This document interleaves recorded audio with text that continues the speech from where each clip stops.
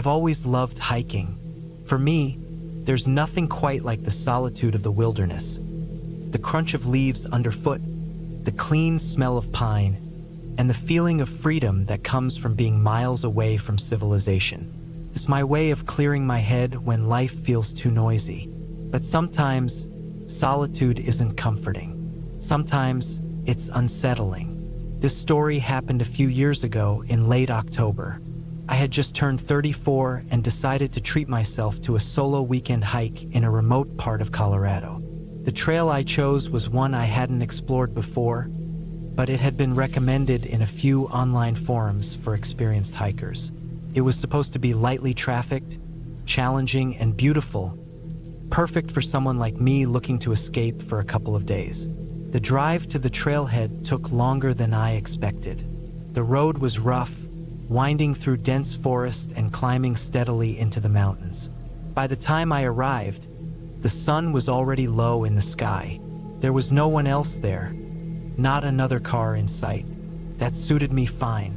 I parked, loaded up my pack, and set off, eager to cover a few miles before dark.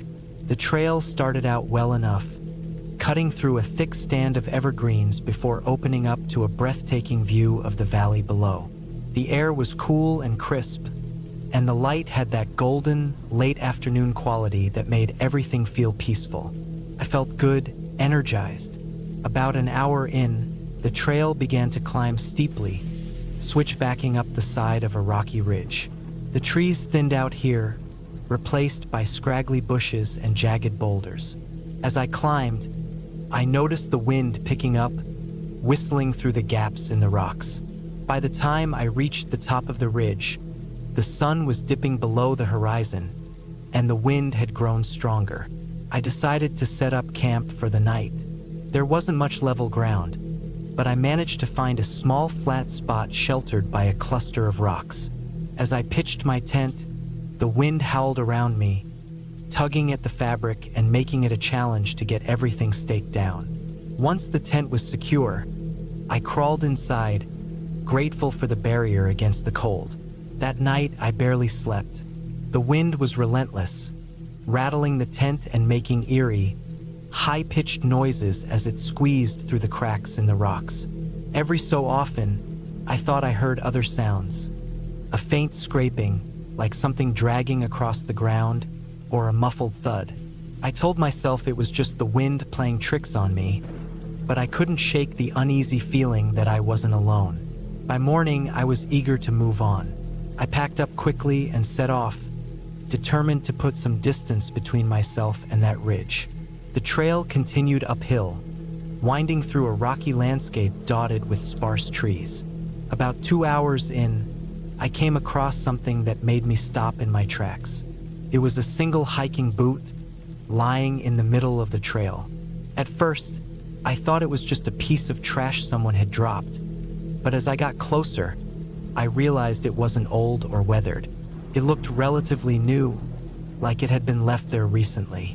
There was no sign of its owner, no pack, no second boot, no footprints leading away from it. Just the lone boot, sitting there as if someone had placed it deliberately. I stood there for a long moment, staring at it.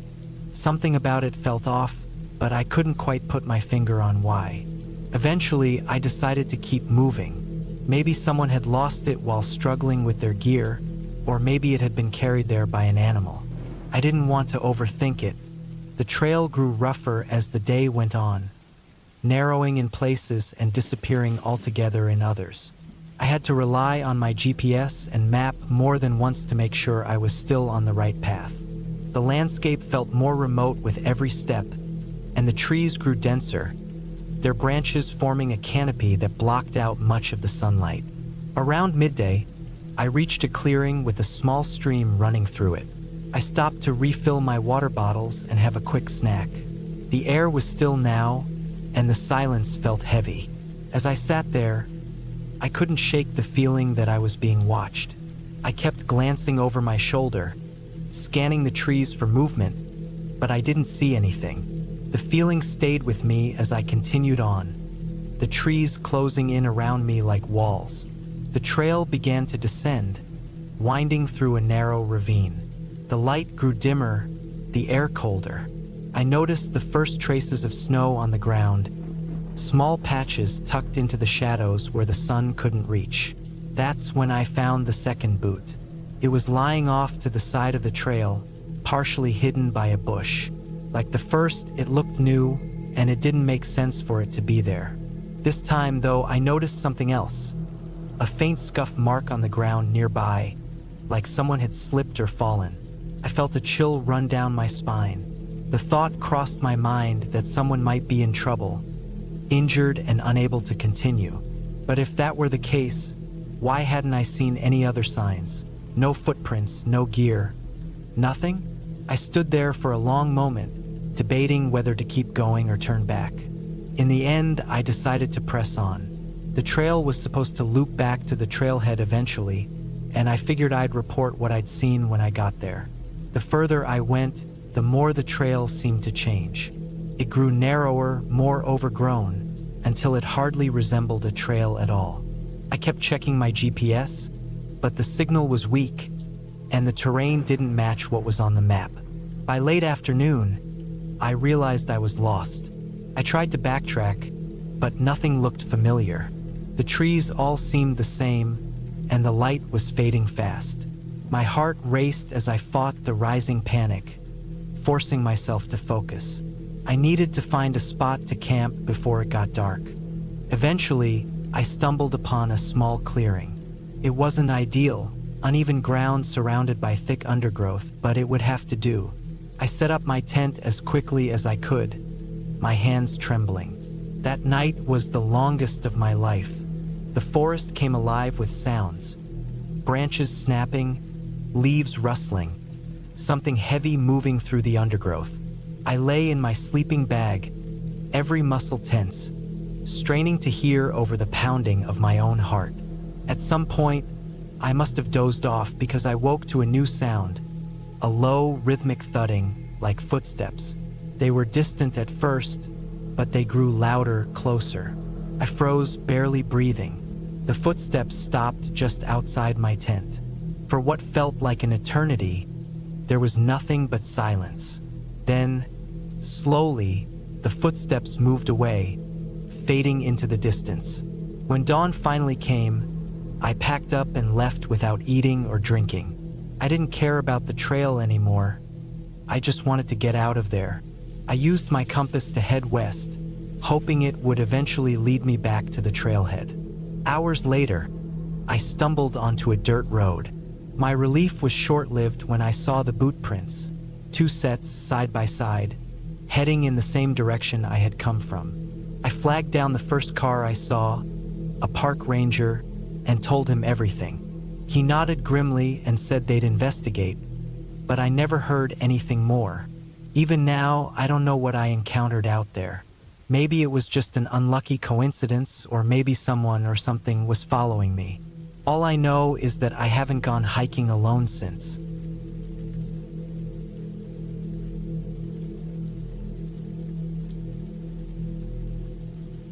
Hiking had always been my way of decompressing. Growing up in Vermont, I developed a love for wandering through forests, climbing hills, and spending hours surrounded by nothing but trees and birdsong. Moving to the Pacific Northwest in my early 30s only deepened that passion, with endless trails to explore and mountains that begged to be climbed. In the summer of 2016, I decided to tackle a trail that had been on my radar for years, Ridgeback Summit. It wasn't a well-trodden path, which made it appealing. According to a few online forums, it was remote, challenging, and offered some of the most breathtaking views in the region. I had a long weekend free, so I packed my gear, stocked up on food and water, and drove to the trailhead. It was a 2-hour drive from the nearest town, and by the time I got there, the parking lot was empty. That didn't bother me. In fact, I relished the solitude. The hike started off smoothly. The trail wound through dense forest, the air cool and fresh despite the summer heat. The first few miles were uneventful, just the steady crunch of my boots on dirt and the occasional rustle of wildlife in the underbrush. Around midday, I reached a clearing that offered a glimpse of the ridge ahead.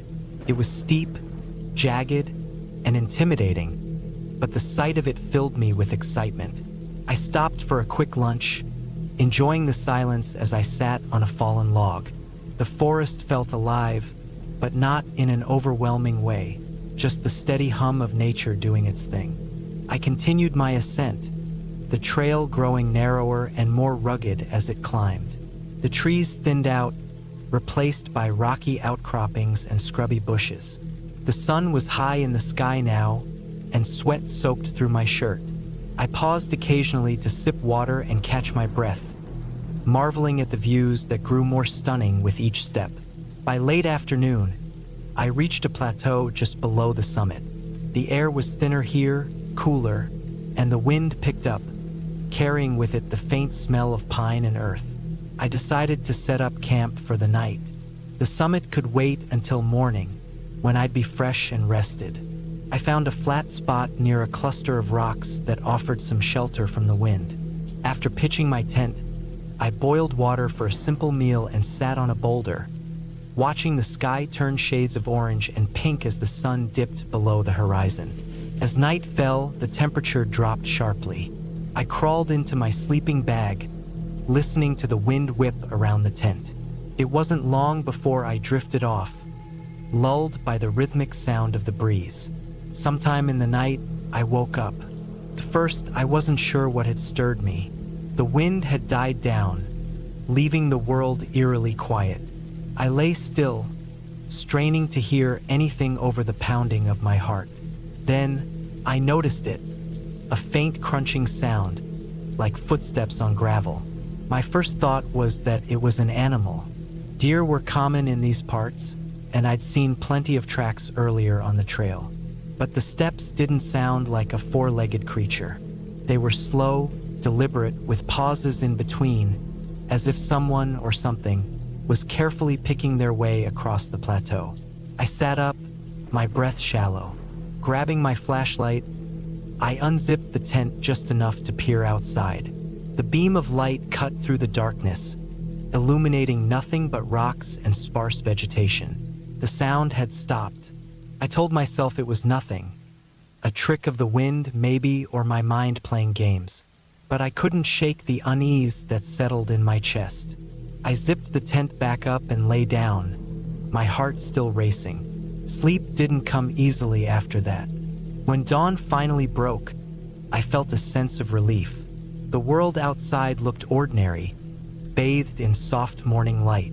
I packed up quickly, eager to reach the summit and start my descent. The final stretch of the trail was steep and challenging, but the views were worth it.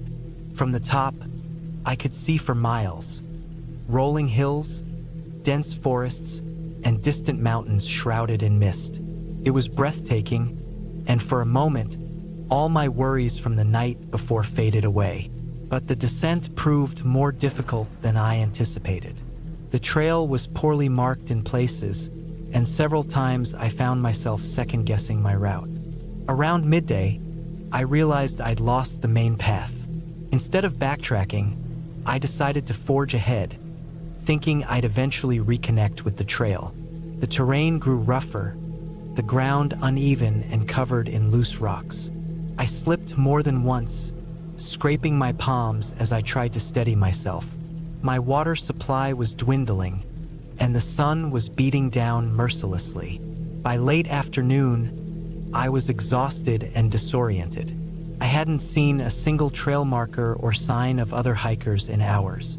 The forest around me felt dense and oppressive, the trees towering over me like silent sentinels. I decided to stop and assess my situation. My map and compass were of little use, as I couldn't pinpoint my exact location.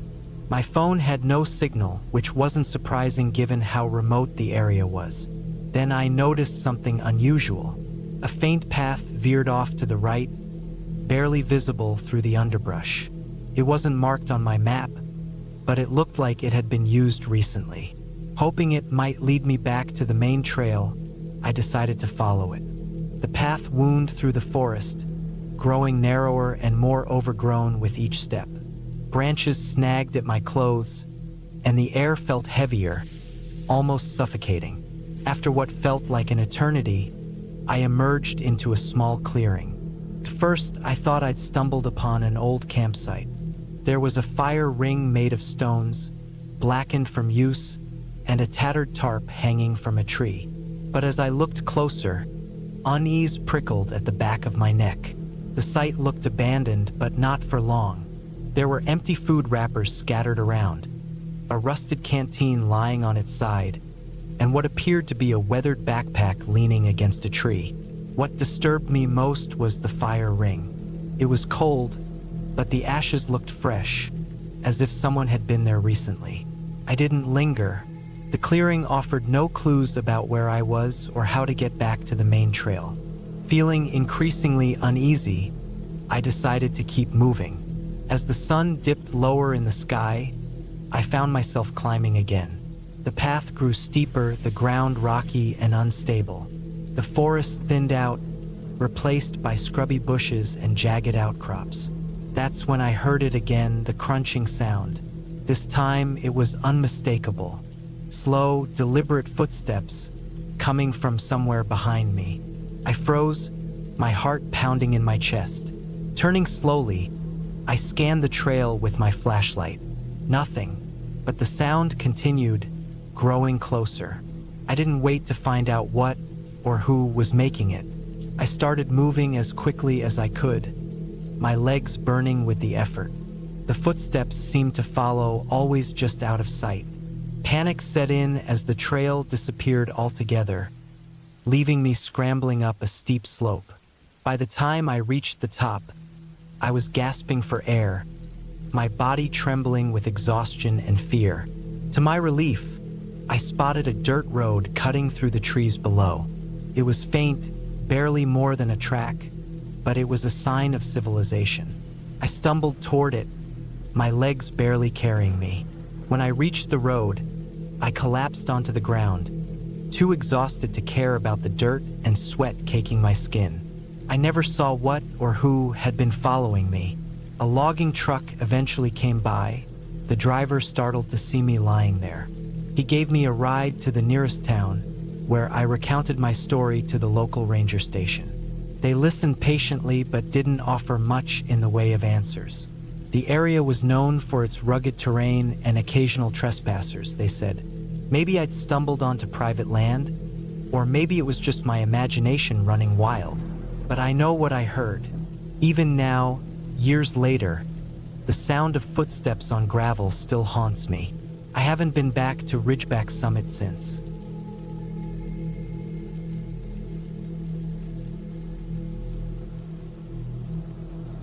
I've always been someone who enjoys solitude. Hiking became my favorite escape when life started piling on the stresses. Work deadlines, personal obligations, the noise of the world. For years, I had stuck to well-marked trails and popular parks. But as my confidence grew, I found myself wanting to push boundaries, to venture into the lesser-known spots where the wilderness feels untouched and raw. That's how I ended up in the Laram Canyon region of Wyoming in late spring 2016. It was a place I had only read about in obscure hiking forums, a network of gorges and ravines carved by centuries of running water. The area was remote, rugged, and not for the faint of heart. Exactly what I was looking for. I planned a 2-day solo trek, starting with a descent into one of the deeper gorges and working my way back out to the plateau. The weather forecast was ideal, cool, sunny, with only a slight chance of rain on the second day. I packed my essentials: a sturdy pair of boots, a loaded backpack with enough food and water for 3 days, a map, compass, and GPS device. I even carried a small emergency beacon just in case. The first day went almost too smoothly. The trailhead was deserted when I arrived, and the air was crisp and still. I followed a narrow, winding path that hugged the edge of the canyon before dropping steeply into the gorge. The descent was exhilarating, the rocky walls towering above me as the sunlight filtered through in golden streaks. At the bottom, I found a small creek snaking its way through the canyon floor, flanked by clusters of wildflowers and patches of moss. By mid-afternoon, I had covered a good distance and found a flat, sheltered spot to set up camp for the night. The silence was absolute, broken only by the occasional chirp of birds or the rustle of leaves in the breeze. As the sun dipped below the canyon rim, I cooked a simple meal and sat watching the shadows lengthen. That night, the isolation felt almost meditative. I lay in my tent, listening to the faint trickle of the creek and the distant call of an owl. Sleep came easily. The next morning, I woke early, eager to continue exploring.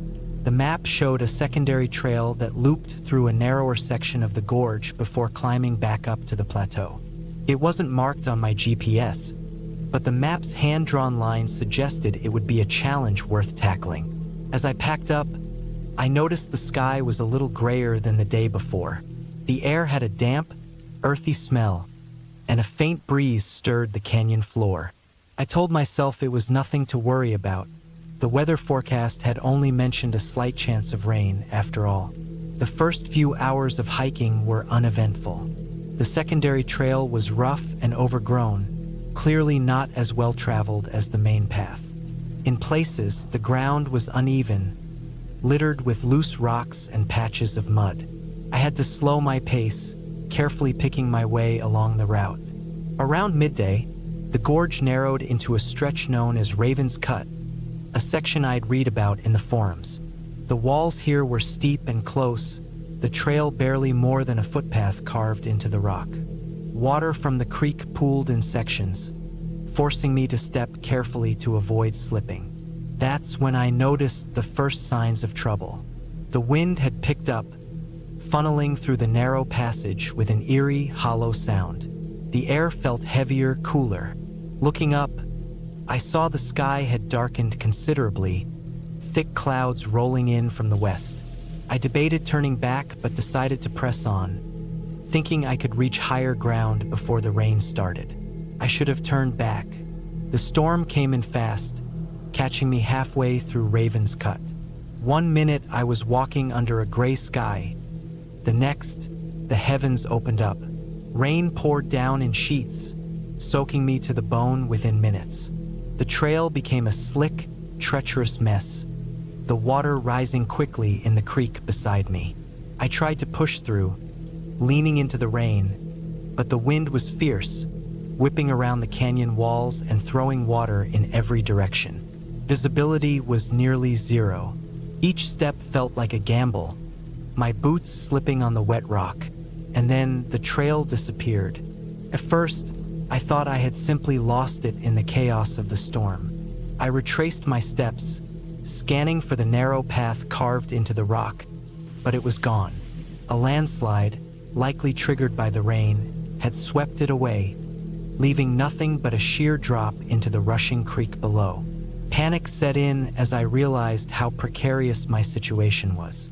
I was trapped in a narrow gorge with rising water, no clear trail, and no easy way out. The rain showed no signs of stopping, and the roar of the creek had grown deafening.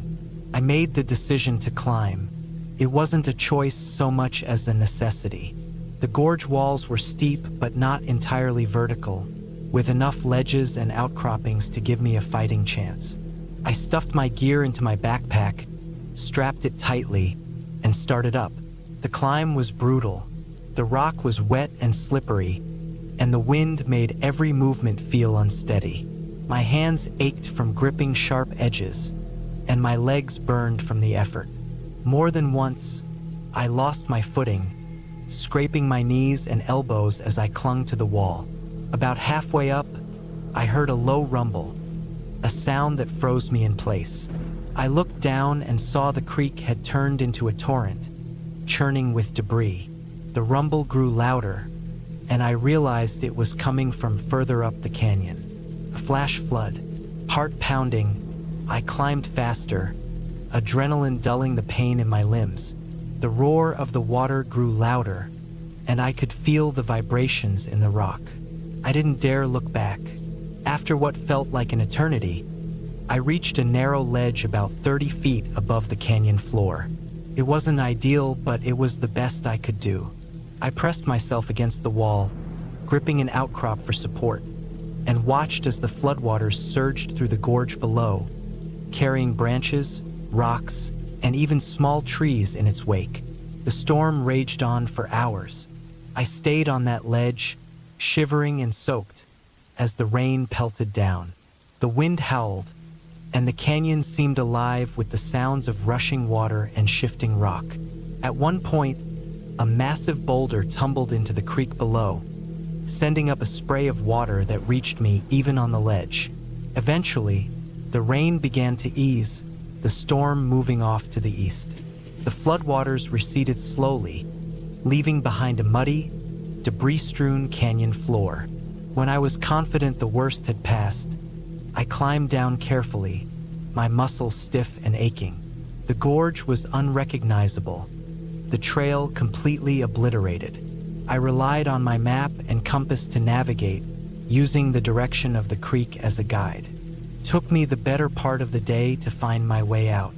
By the time I reached the plateau, the sun was setting, casting a golden light over the drenched landscape. I was exhausted, filthy, and battered, but alive. When I finally reached my car at the trailhead, I collapsed into the driver's seat, overwhelmed by a mix of relief and exhaustion. I sat there for a long time, listening to the quiet hum of the engine and watching the sky fade to dusk. That trip taught me a lesson I'll never forget. Nature is beautiful, but it's also unpredictable and unforgiving. No amount of preparation can fully account for its power. I still hike, but I've never returned to Laramie Canyon. Once was enough. Even now, years later, I can still feel the cold rain on my skin and hear the deafening roar of the floodwaters in my dreams. It's a sound I'll never forget.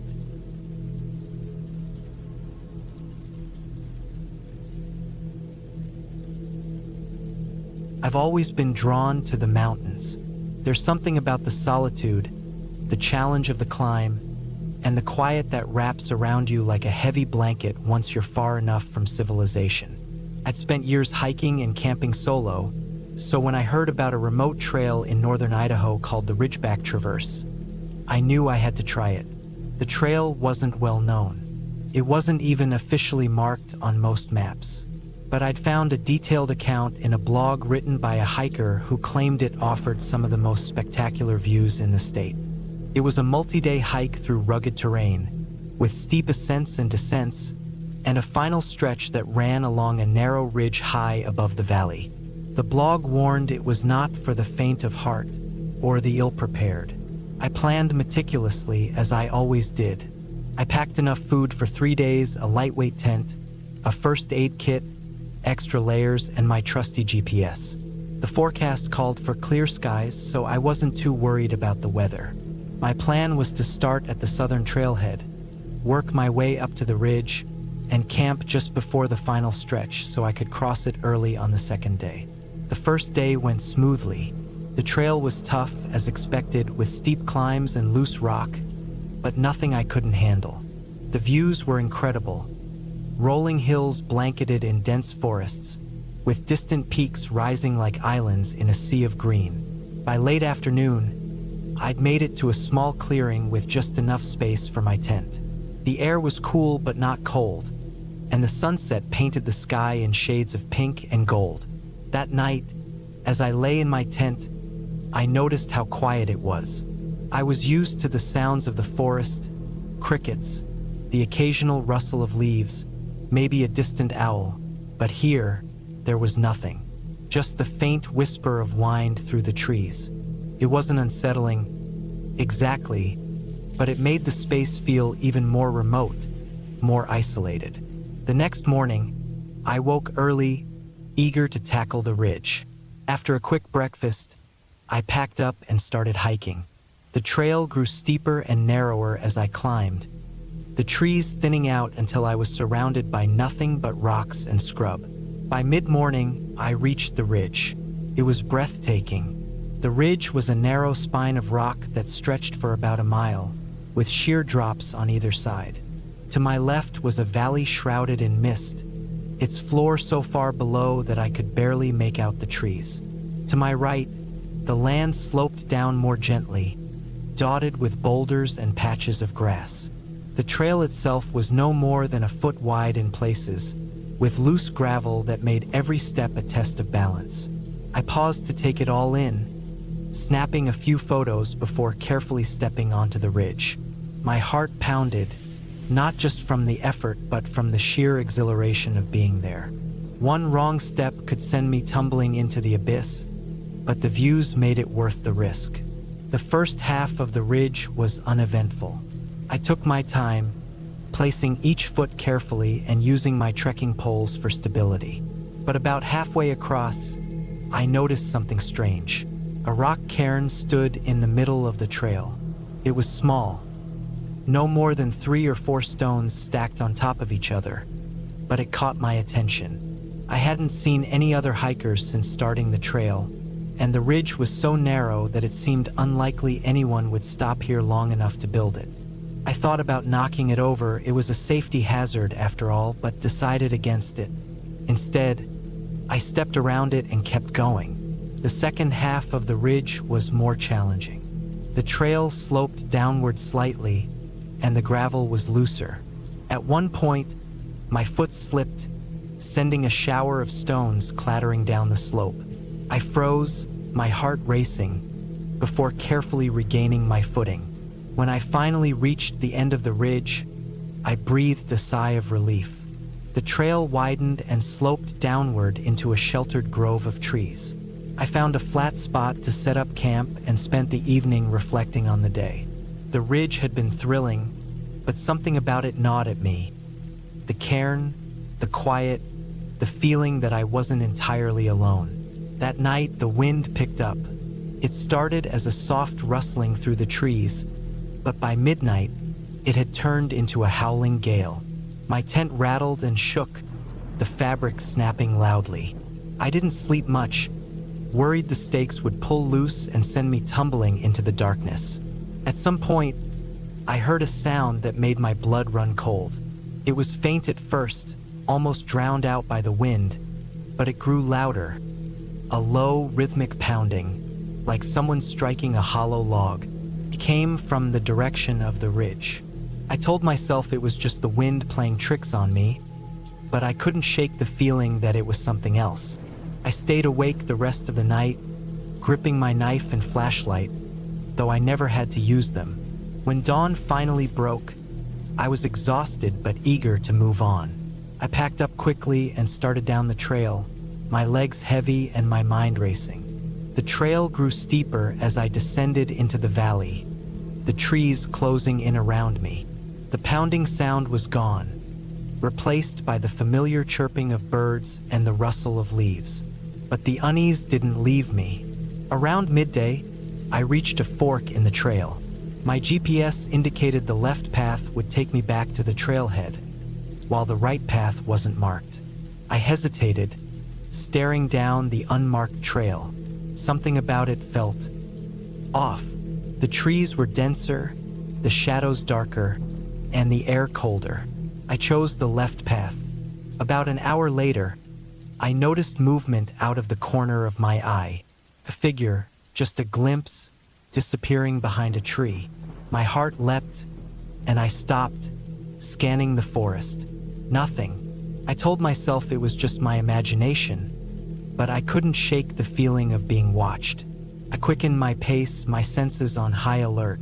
The trail grew rougher, with fallen branches and patches of mud slowing me down. Then I saw it, the cairn. It was identical to the one on the ridge, same size, same arrangement of stones.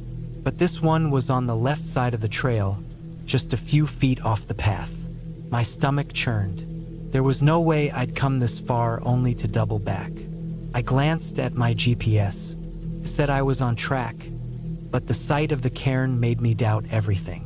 I pushed on, my nerves frayed, every rustle and creak of the forest making me jump. By late afternoon, I reached a clearing. The trailhead was visible in the distance, and relief washed over me. I jogged the last stretch, practically collapsing onto the gravel parking lot. My car was the only one there, just as I'd left it. I drove away without looking back, my mind racing. To this day, I don't know what to make of the cairns, the pounding sound, or the figure I thought I saw.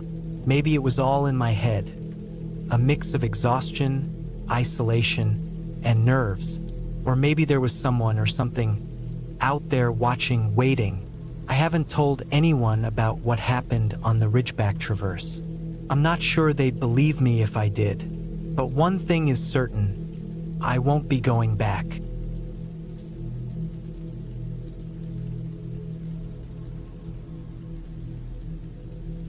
Hiking has always been my go-to way to clear my head.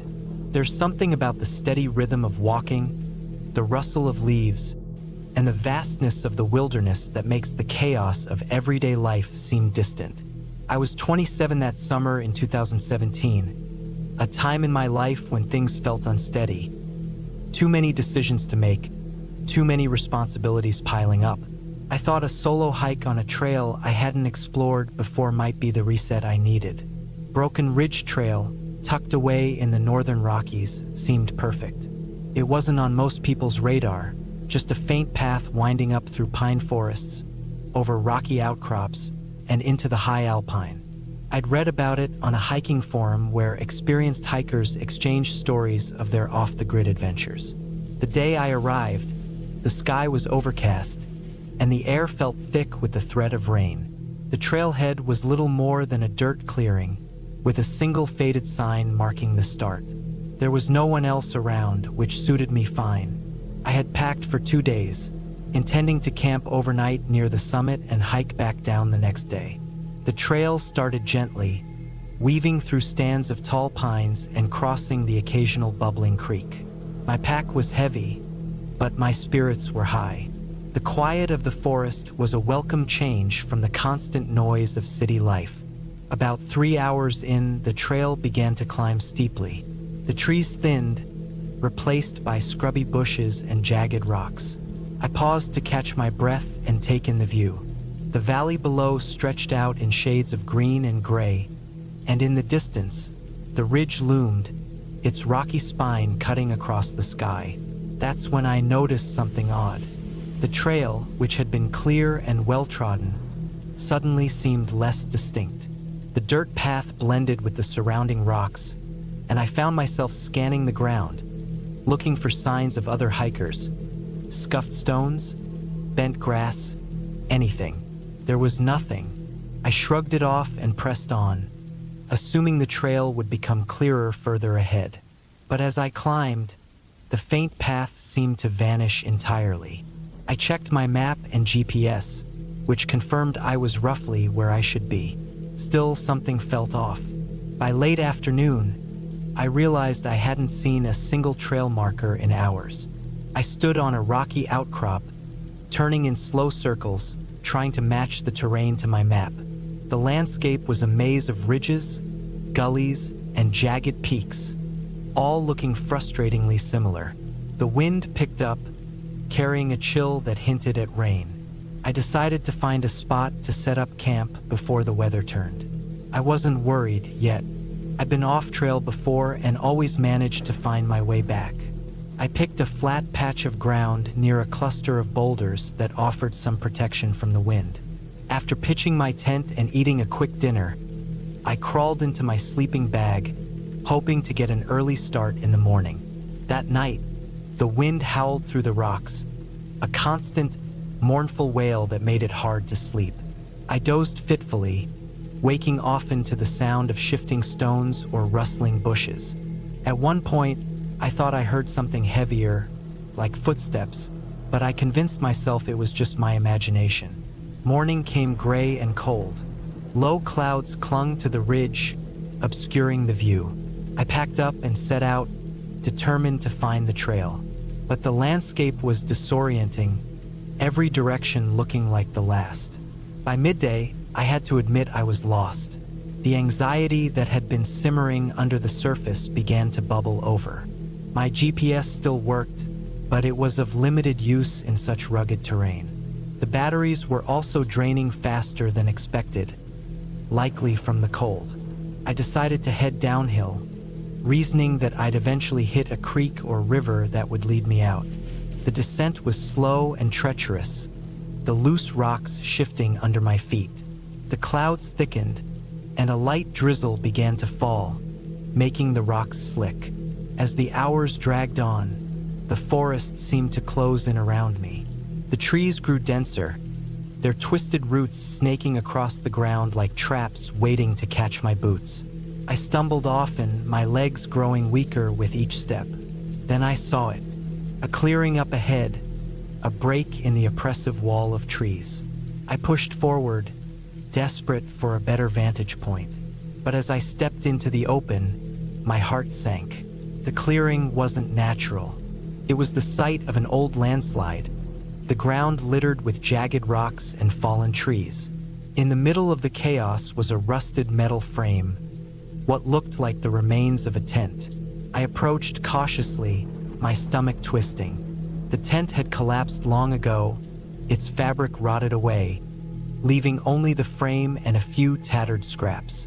Nearby, I spotted a battered backpack, its contents spilled out and scattered by the elements. It was clear no one had been here in years. I searched the area, looking for any sign of what might have happened. There was no sign of a body, just the eerie remains of someone's failed attempt to survive. I found an old water bottle, cracked and empty, and a weathered notebook with pages too damp to read. The realization hit me like a punch to the gut. This person had likely been in the same situation as me, lost, alone, and desperate, and they hadn't made it out. The drizzle turned to steady rain, and the light began to fade. Couldn't stay there. The thought of spending the night in that clearing, surrounded by the ghost of someone else's failure, was unbearable. I pushed on, my exhaustion and fear fueling me. The rain soaked through my clothes, chilling me to the bone. My thoughts spiraled. What if I didn't find my way out? What if I ended up like the person in the clearing? As darkness fell, I stumbled across a narrow animal trail. It wasn't much, but it was a path, and I clung to it like a lifeline. The trail wound downhill, crossing small streams and weaving through dense undergrowth. Hours passed. My flashlight flickered, threatening to die, but I kept moving, too afraid to stop. Finally, just as my legs felt like they'd give out, I saw it, a faint glow through the trees. I broke into a stumbling run, bursting out of the forest onto a gravel road. The light came from a ranger station a few hundred yards away. Relief washed over me as I staggered toward it, my voice hoarse as I called out. A ranger came out, his face a mix of concern and surprise as he helped me inside. Took a while to explain what had happened. The ranger told me I was lucky. The trail I'd been on wasn't maintained anymore, and the area was notorious for its tricky terrain and sudden weather changes. As I sat there, sipping hot coffee and wrapped in a blanket, the events of the past 2 days felt surreal. I couldn't stop thinking about the clearing and the ruined tent. I asked the ranger if he knew anything about it, but he shook his head. Lots of folks head out there thinking they'll be fine, he said. Not all of them come back. I left the next morning, grateful to be alive but haunted by the thought of how close I'd come to being another story left untold. I haven't been on a solo hike since.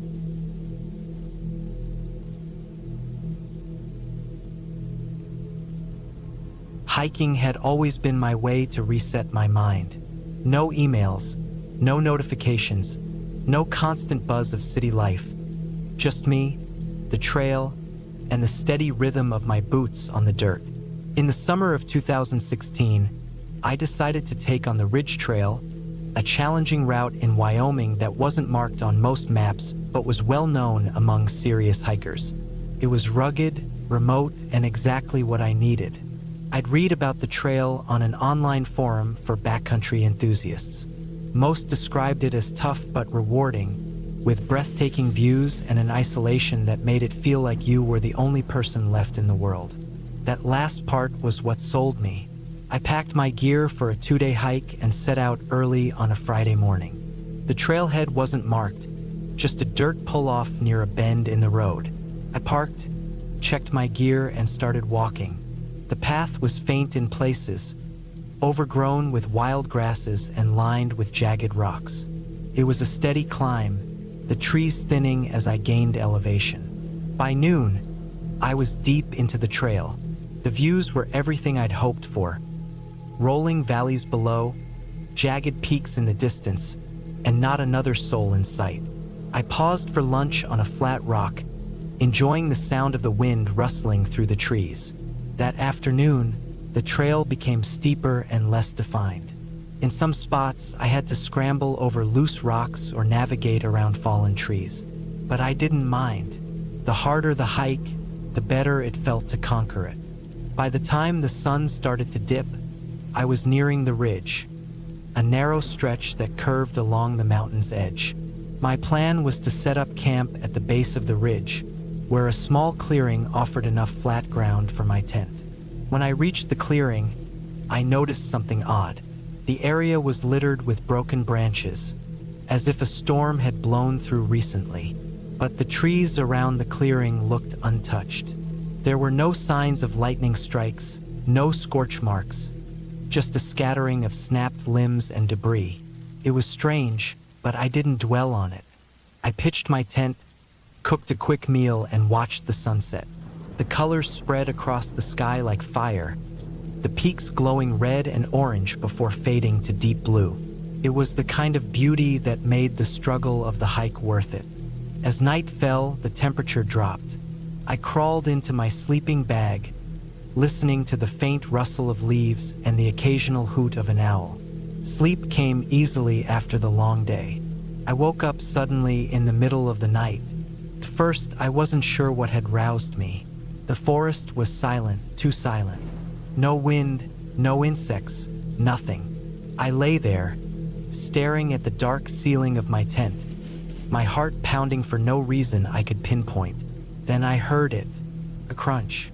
It was faint but unmistakable, the sound of a footstep on dry leaves. I froze, straining to hear.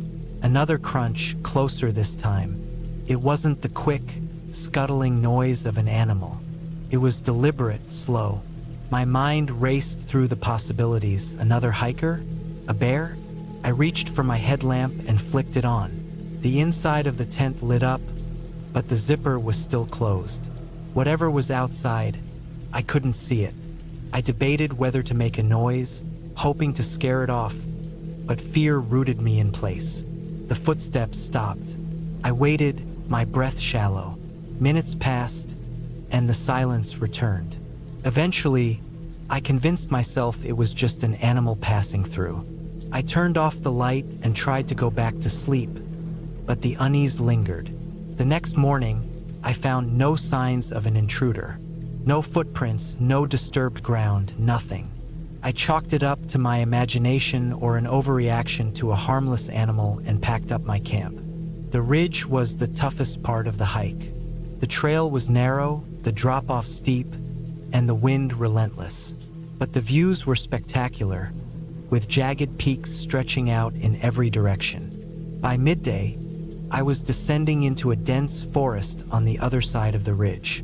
The trees closed in, their thick canopy blocking most of the sunlight. The air was cooler here, damp and heavy. The trail became harder to follow, overgrown with ferns and moss.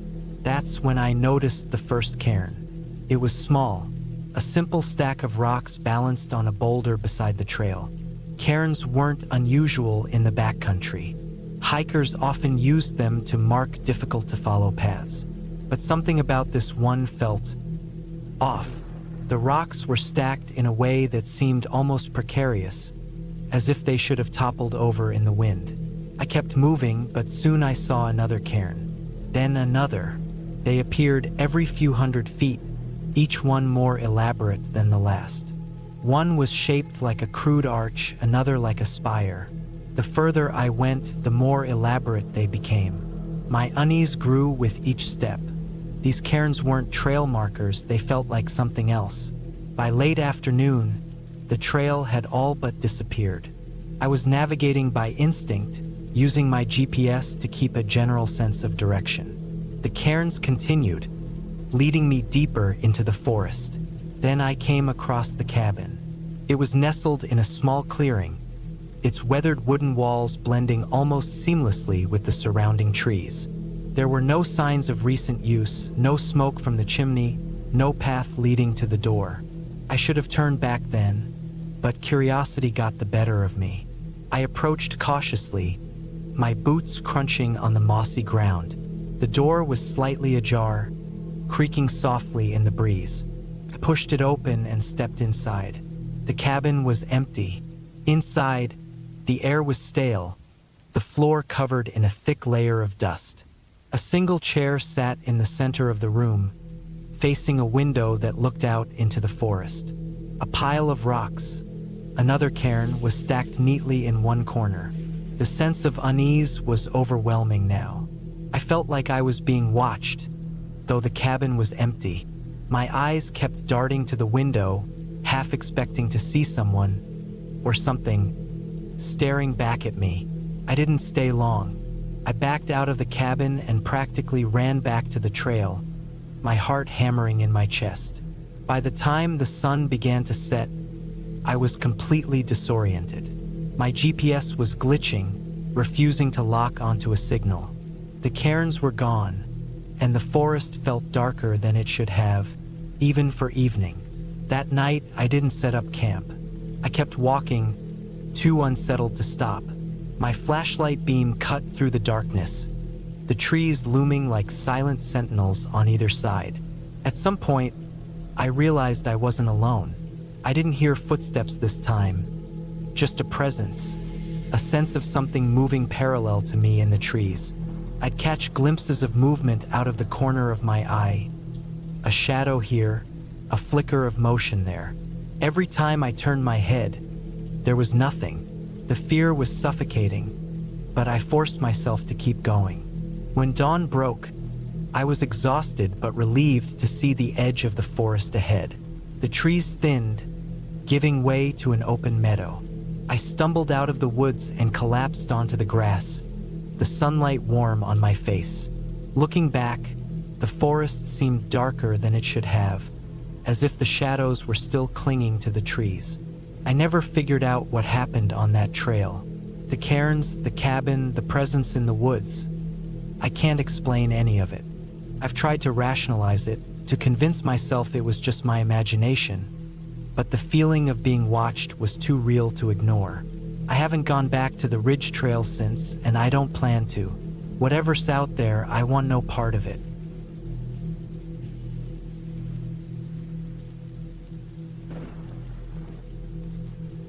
Hiking was supposed to be my escape, no matter what life threw at me. Work stress, a messy breakup, or just the general weight of daily responsibilities. The trails were where I felt most alive. There's something about being out there, surrounded by trees, mountains, and the sound of nothing but your own footsteps, that clears your mind. It was early October, the leaves just starting to turn into their brilliant reds and oranges.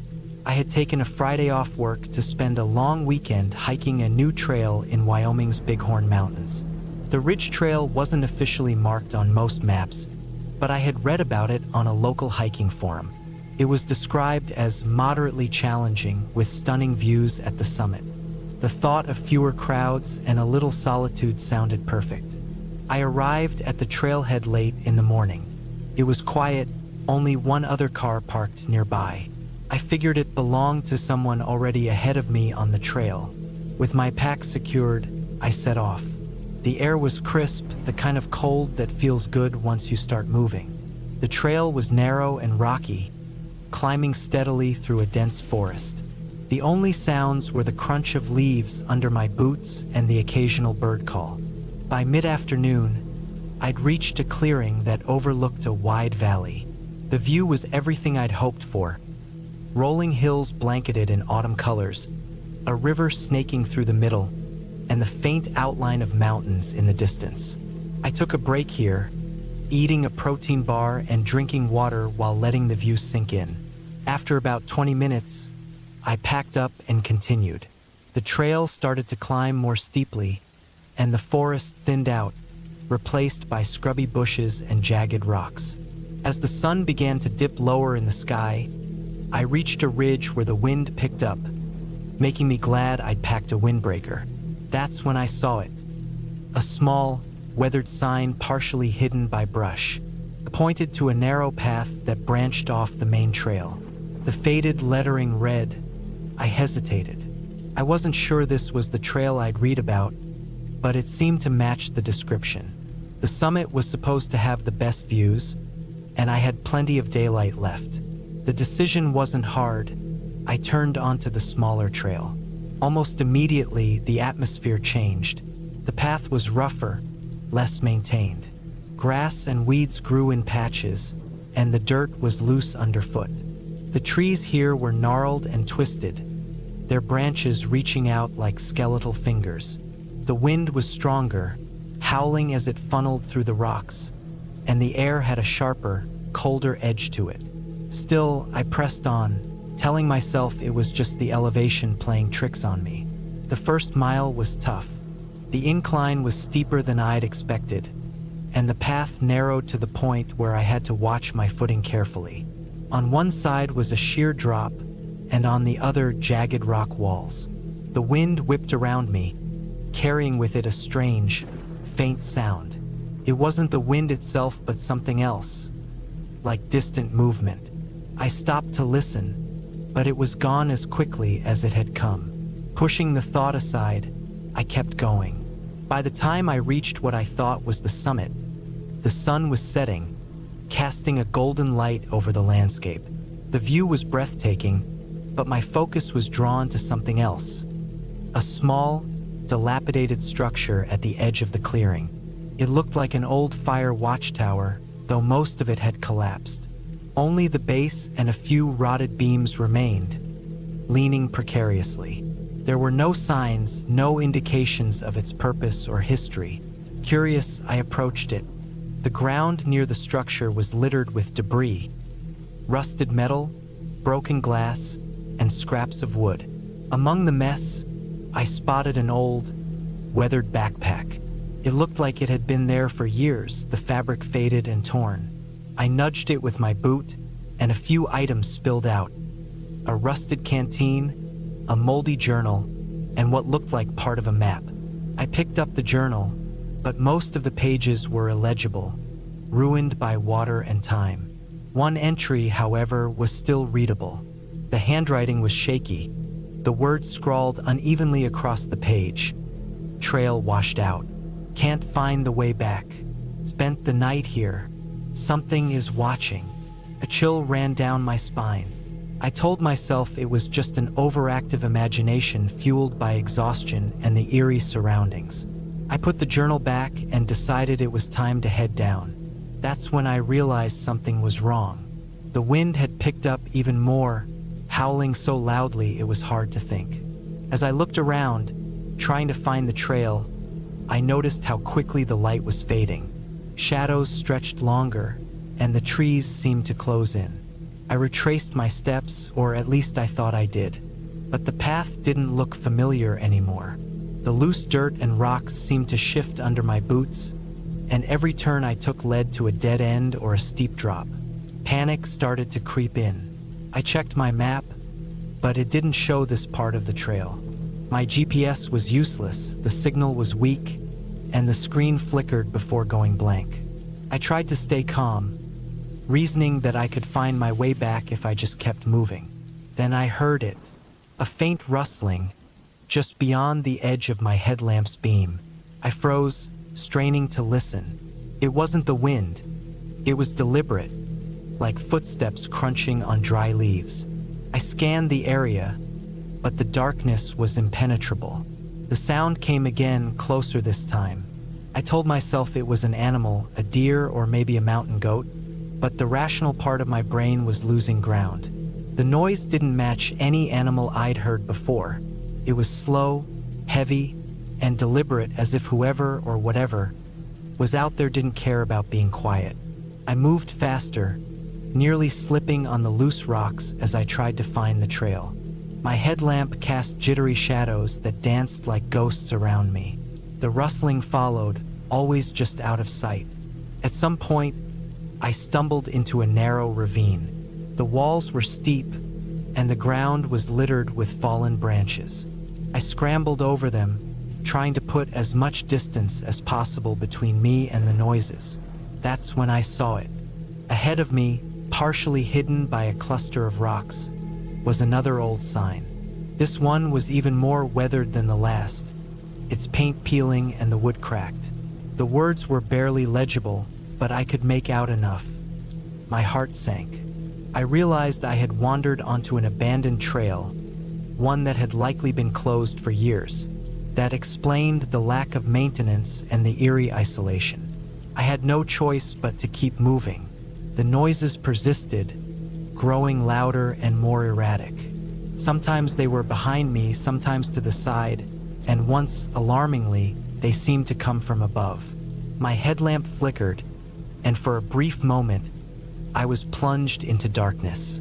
When the light came back, I saw something, a shape, low to the ground, darting behind a rock.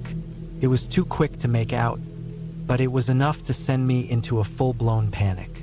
I ran. My boots slipped on the loose dirt, and branches clawed at my face and arms. The sounds were all around me now, closing in. My lungs burned, and my legs felt like lead, but I didn't stop until I burst out onto a wider trail. I didn't recognize it, but it was well-trodden and clear of debris. I followed it downhill, not caring where it led as long as it took me away from whatever was back there. Eventually, I reached a small clearing where I could see lights in the distance. Headlights, faint but unmistakable. I stumbled toward them, nearly collapsing when I reached the road. A car slowed as I waved it down, and the driver, a local farmer, looked at me with a mix of concern and confusion. I must have looked half-crazed, covered in dirt and scratches, babbling about getting lost. He gave me a ride back to the trailhead, where my car was still parked. I thanked him and sat in my car for a long time, trying to process what had happened. I don't know what I heard or saw that night. Maybe it was just the wind, the shadows, and my own fear playing tricks on me. Or maybe there was something or someone out there on that abandoned trail. I haven't been back to the Ridge Trail since.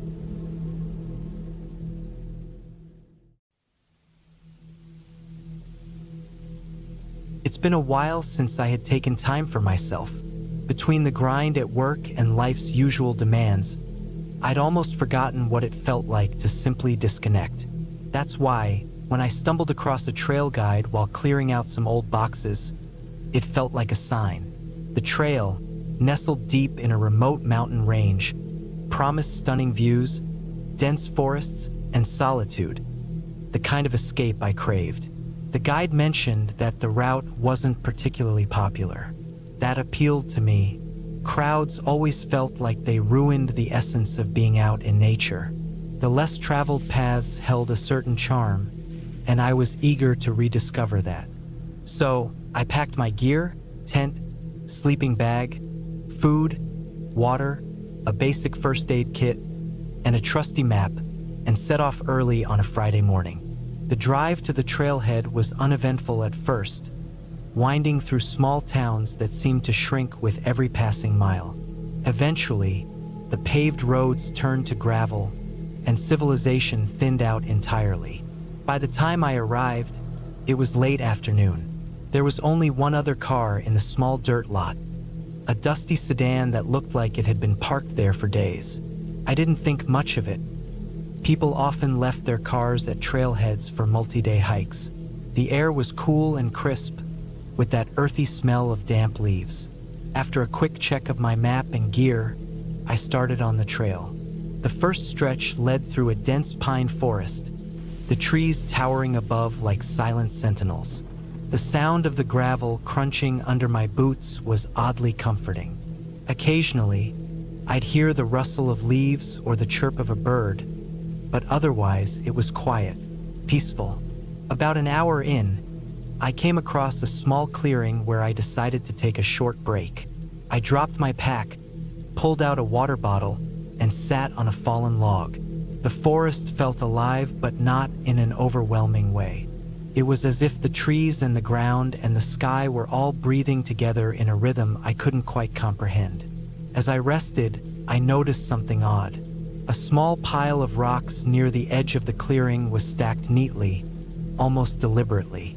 It wasn't unusual to see cairns on trails. They were often used to mark paths. But this one seemed out of place. It wasn't near the trail, and it didn't look like the usual rough, functional markers. These rocks were carefully balanced, almost artistic. It gave me a moment's pause, but I shrugged it off. People did all sorts of things in the woods. I pressed on, the trail gradually climbing into higher terrain. The sun dipped lower, casting long shadows across the forest floor.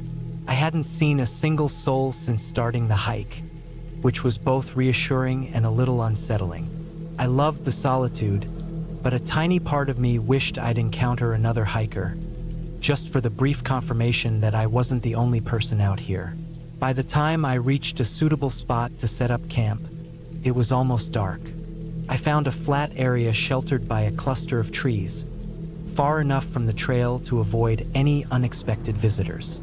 Setting up my tent was a routine I could do in my sleep, and within minutes, my temporary home was ready.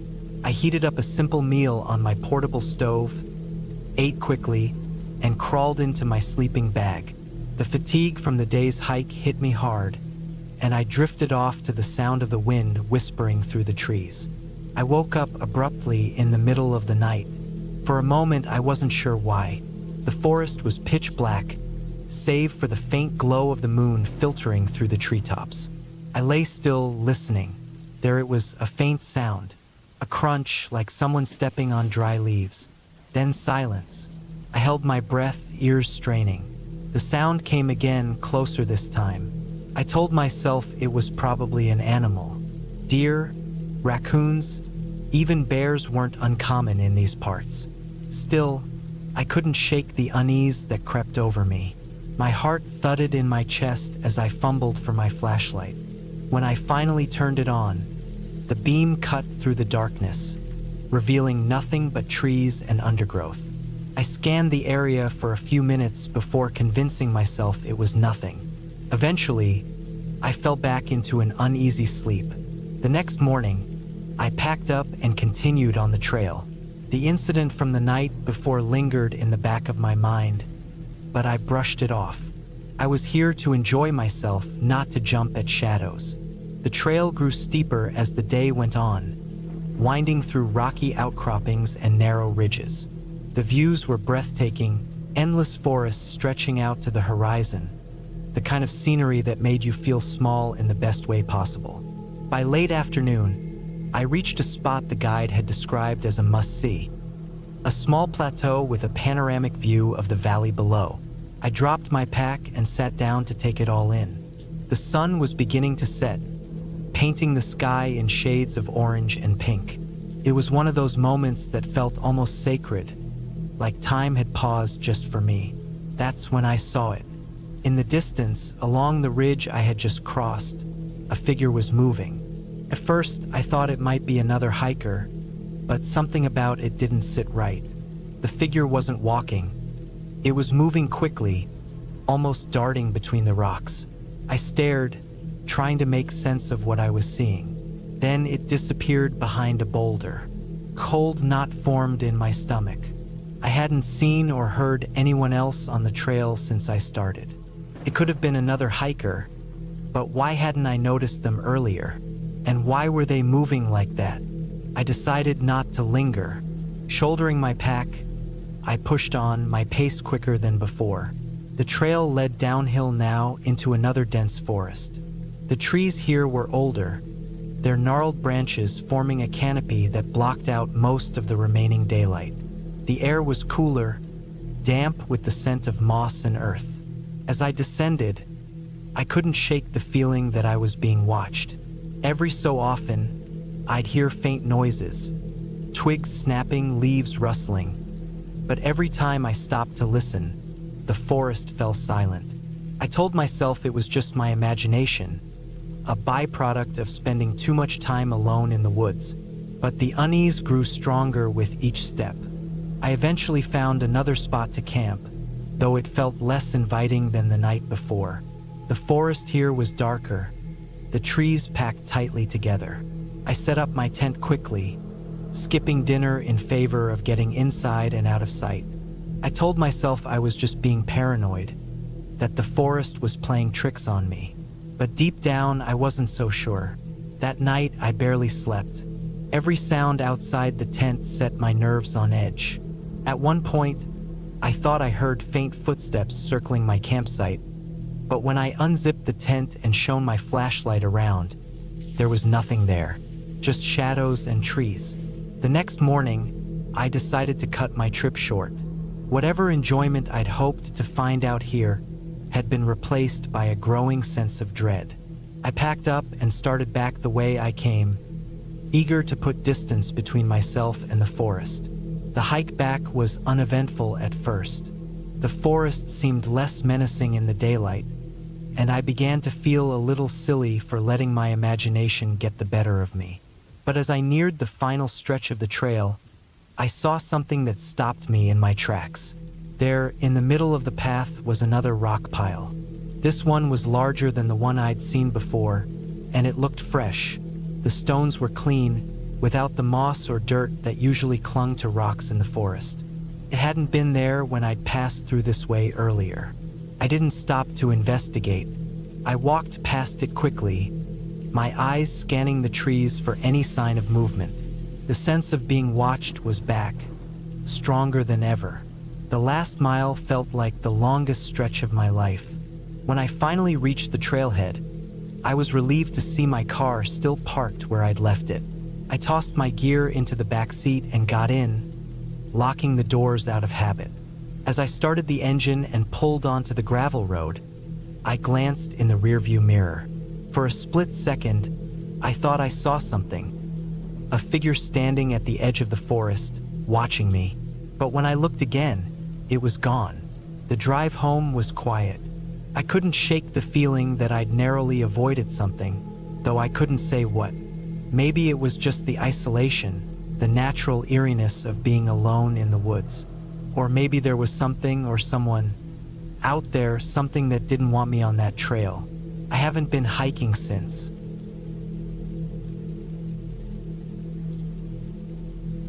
I didn't plan for my trip to take a turn like this. It was supposed to be a weekend getaway, a chance to clear my head after weeks of sitting at my desk and staring at screens. I thought some time in the mountains, surrounded by the quiet of nature, would do me good. I picked a trail about 3 hours from home, a place I'd seen pictures of but never visited. It wasn't one of those trails that's crowded with tourists, but it wasn't entirely remote either. I figured it would be just right, far enough from civilization to feel peaceful, but not so far that I'd be completely alone. I packed my gear carefully. My backpack held the essentials: a lightweight tent, a sleeping bag, a small camping stove, enough food for 3 days, plenty of water, a map, a compass, and a first aid kit. I double-checked everything before leaving, feeling confident and prepared. I was used to hiking, though I wouldn't call myself an expert. I knew how to read a map, how to follow a trail, and how to stay safe in the wilderness. The drive to the trailhead was uneventful. I parked my car in the small gravel lot and shouldered my pack. The air was crisp and cool, with the faint smell of pine in the breeze.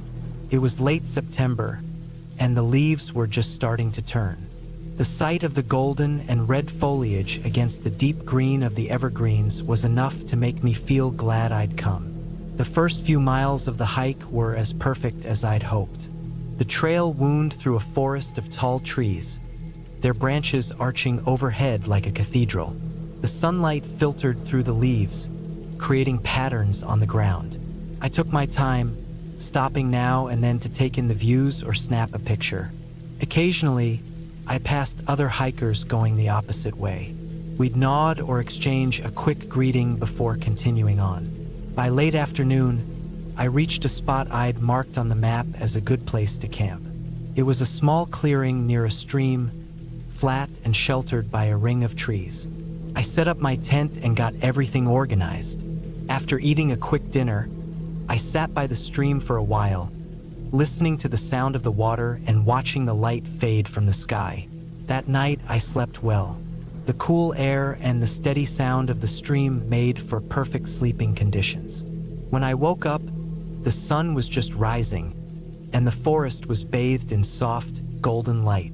The second day's hike was supposed to be the highlight of the trip. The trail climbed steadily, leading to a ridge with views of the surrounding mountains. The map showed a series of switchbacks leading up to the ridge, and then the trail would level out for a while before descending into another valley. I started early, hoping to reach the ridge by lunchtime. The climb was steep but manageable, and I felt good. The air grew cooler as I gained elevation, and I had to stop a few times to catch my breath and drink some water. When I reached the ridge, the view was as stunning as I'd hoped. The mountains stretched out in all directions, their peaks dusted with snow. The valley below was a patchwork of trees and meadows, with a river snaking through it. I sat on a rock to eat my lunch, feeling a sense of accomplishment. Afterward, I continued along the ridge. The trail was narrow in places with steep drop-offs on one side, but the footing was solid and I wasn't worried.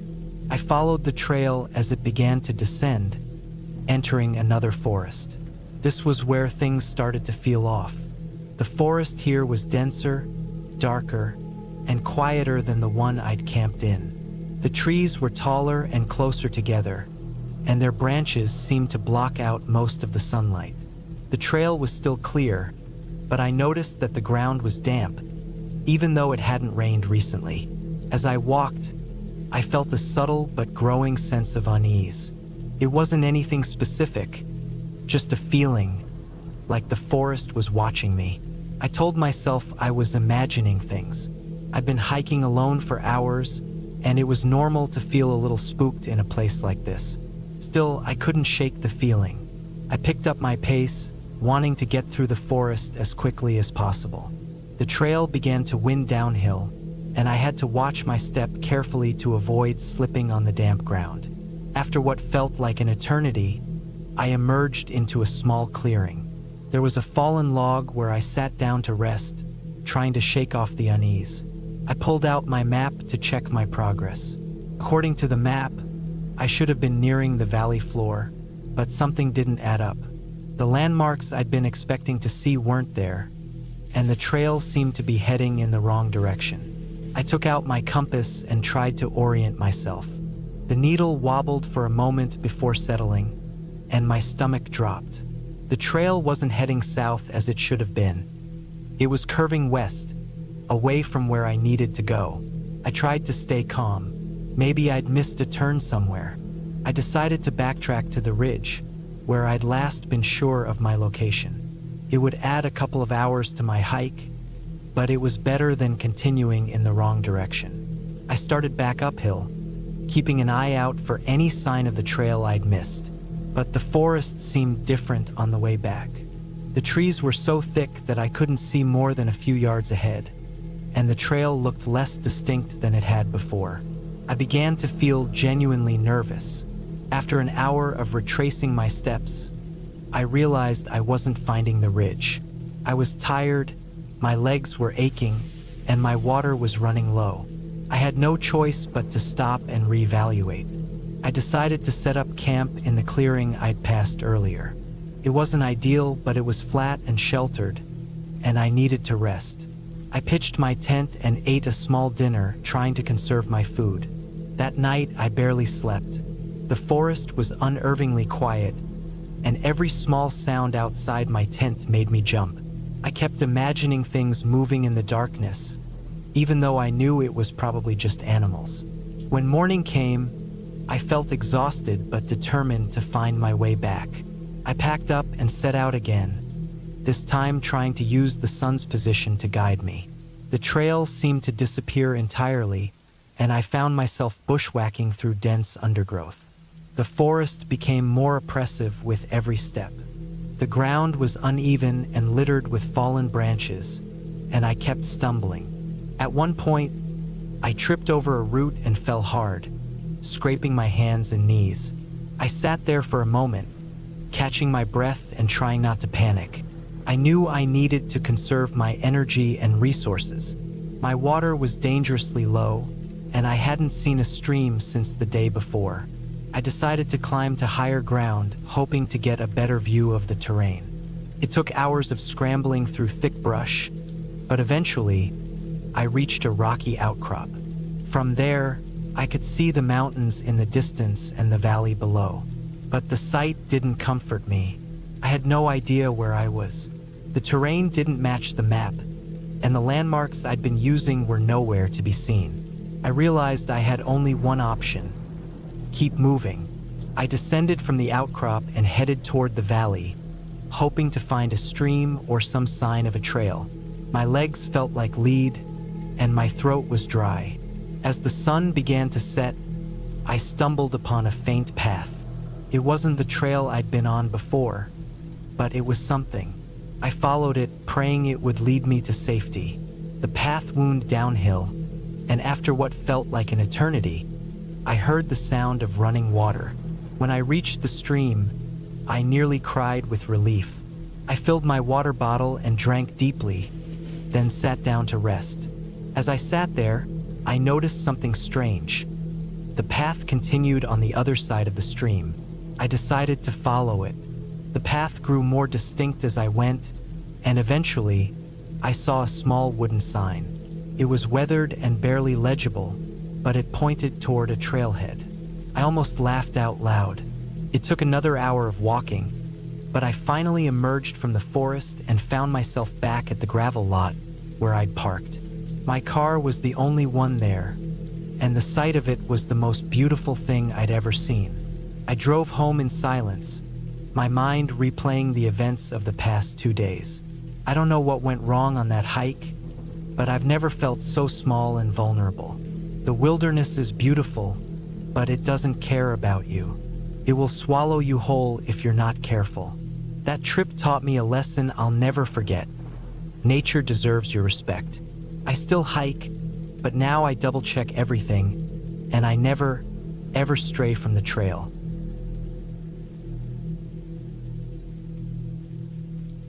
I've always loved hiking.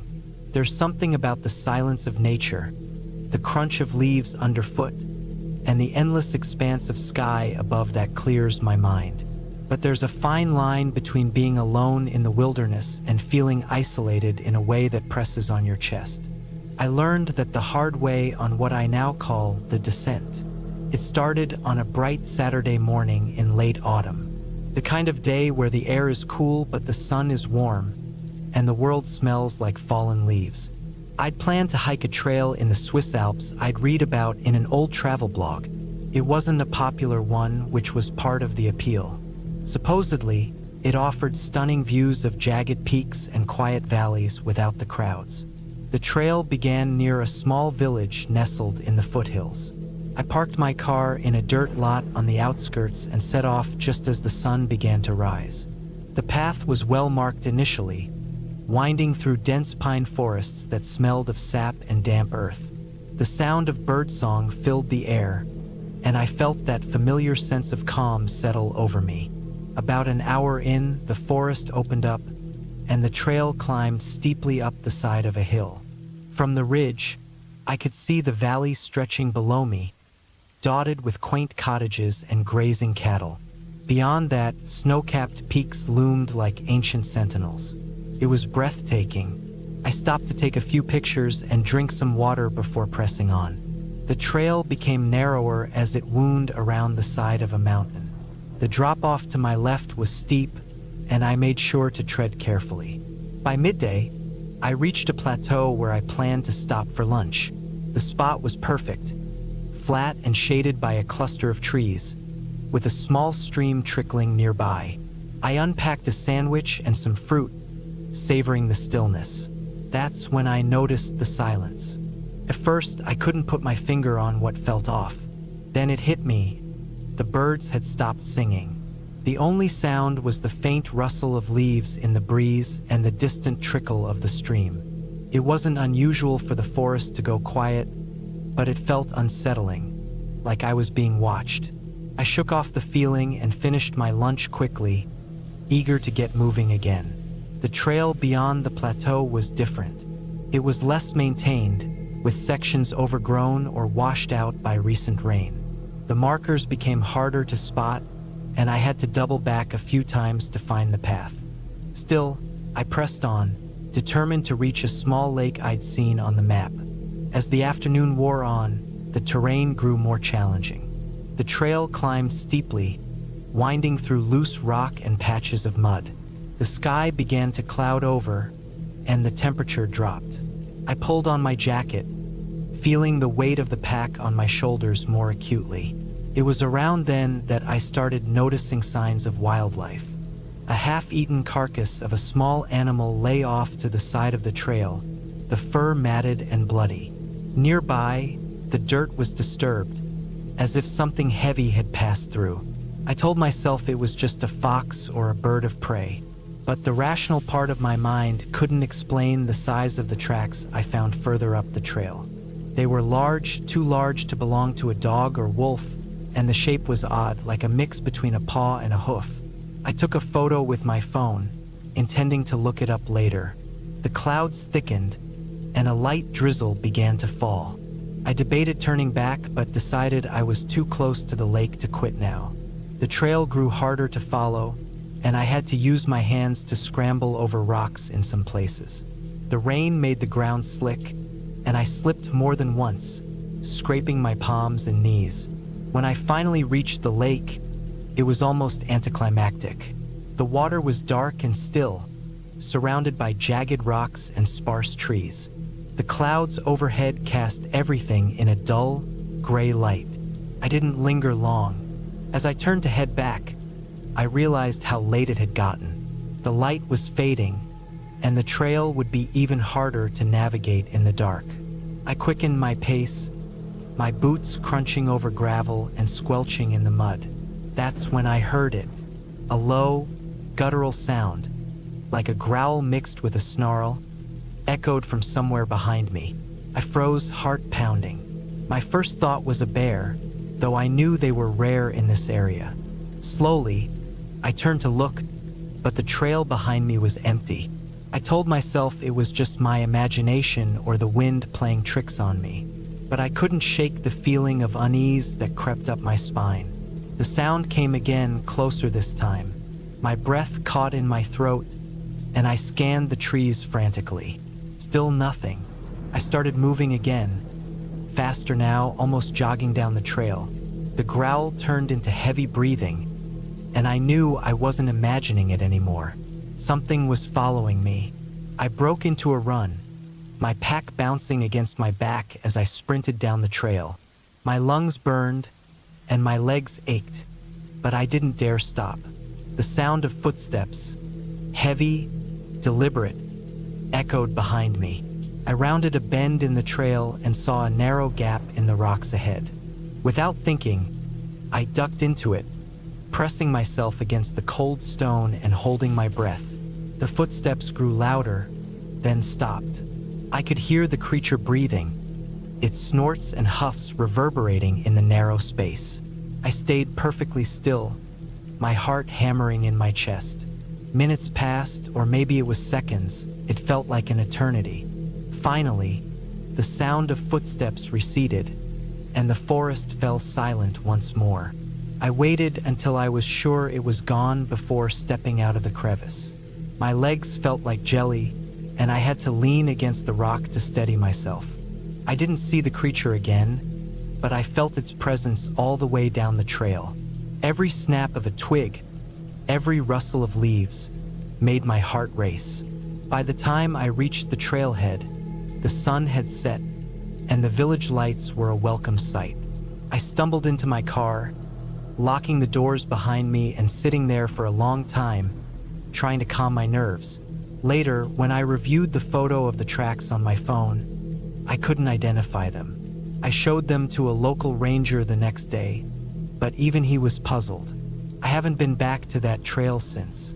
I still love hiking, but I'm more cautious now, sticking to well-traveled paths and avoiding remote areas alone. Somewhere out there, in the shadow of the Alps, something is watching, and it's not afraid of people.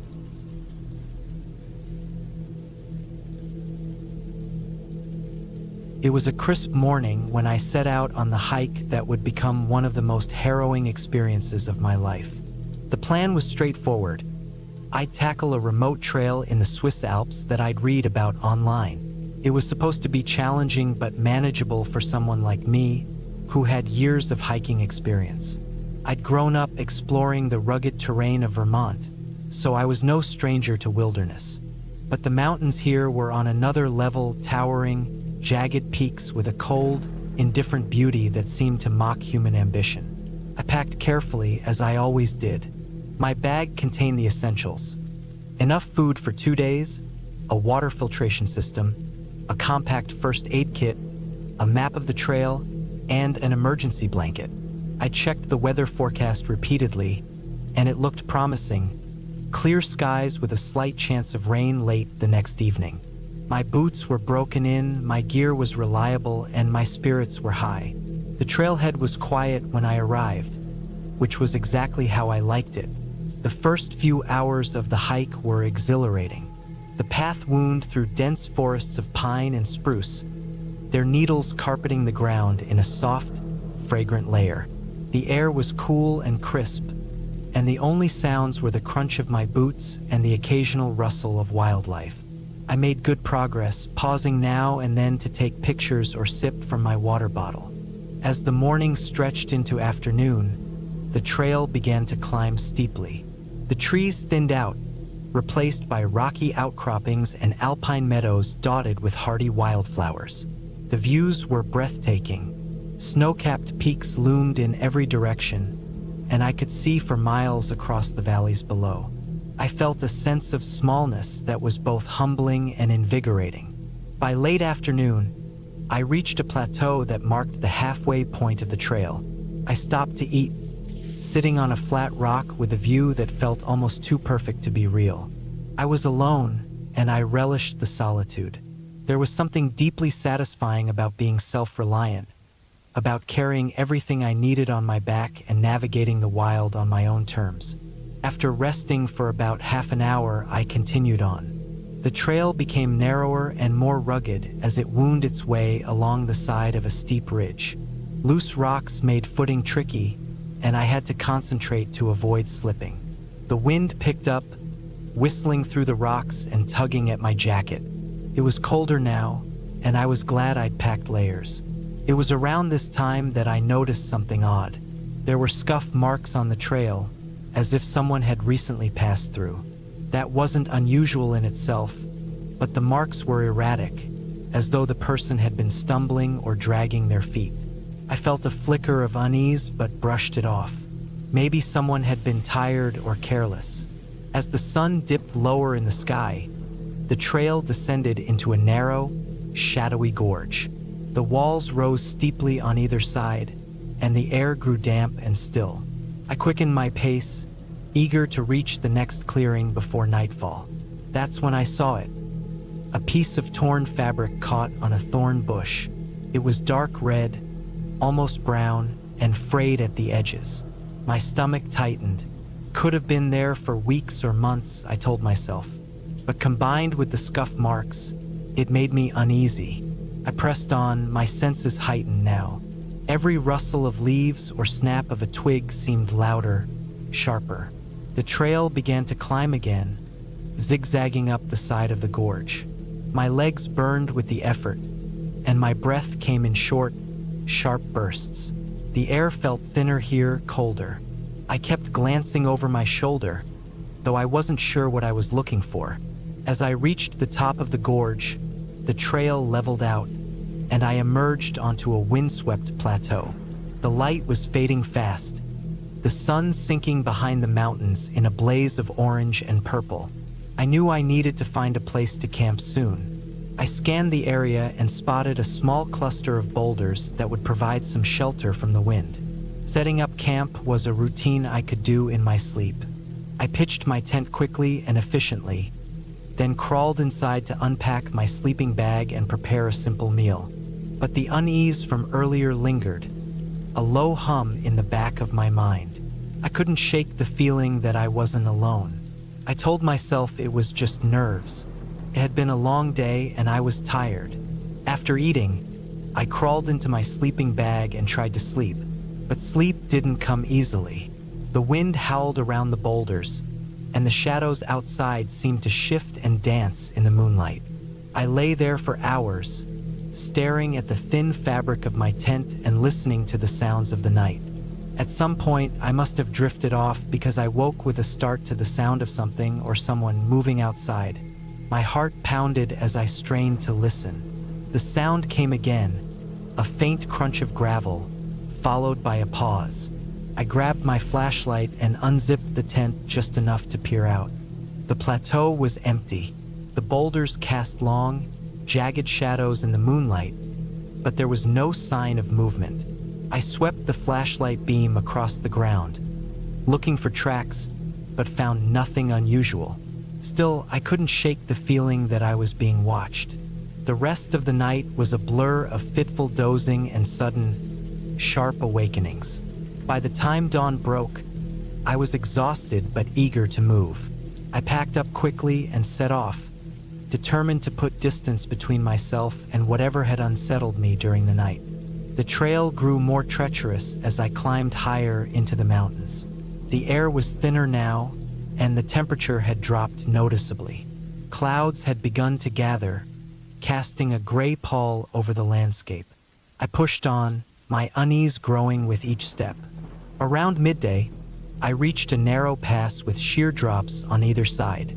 The wind was fierce here, threatening to knock me off balance. I moved cautiously, planting each step firmly before shifting my weight. About halfway across, I saw something that made my blood run cold. A fresh footprint in the dirt. It was larger than my own, and pointed in the same direction I was heading. I stopped, my heart hammering in my chest. The trail was too remote for casual hikers, and I hadn't seen anyone else since I'd started. Who could be out here, and why? Panic threatened to take over, but I forced myself to stay calm. Turning back wasn't an option. The trail behind me was just as dangerous as what lay ahead. I had to keep moving. The rest of the day passed in a haze of fear and exhaustion. I felt exposed on the open trail, every shadow and sound magnified by my frayed nerves. When I finally reached a sheltered spot to camp for the night, I was too tired to eat. I set up my tent mechanically and crawled inside, clutching my flashlight like a lifeline. That night was worse than the first. The wind screamed through the mountains, and the tent walls flapped violently. Several times, I thought I heard footsteps outside, but when I shone my flashlight, there was nothing. By morning, I was a wreck, physically and mentally. The final stretch of the trail was a blur. I moved on autopilot, driven by the desperate need to reach civilization. When I finally saw the parking lot where I'd started, I nearly cried with relief. As I reached my car, I noticed something that made my stomach drop. A fresh scratch on the driver's side door, as if someone had run a knife or sharp object along the paint. I looked around, but the lot was empty. I drove away without looking back, my hands shaking on the wheel. To this day, I don't know who or what was out there with me, but I've never gone hiking alone again.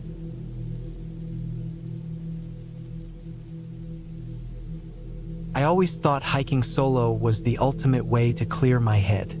There's something about the quiet solitude of nature, the crunch of dirt under your boots, and the rustle of wind through the trees that helps to reset everything. Last summer, I decided to tackle a trail I'd been eyeing for a while, one that winds through a remote, lesser-traveled part of the Swiss Alps. It wasn't technically difficult, but it was long, stretching over 20 kilometers with a good amount of elevation gain. I prepared carefully, packing extra food, water, and layers. I had my first aid kit, a lightweight emergency bivvy, and my trusty GPS watch.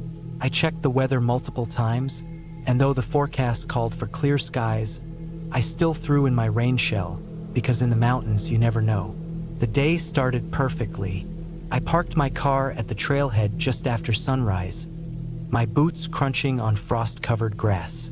The air was crisp, and the peaks in the distance glowed pink in the early light. I felt strong, excited. The first few hours flew by.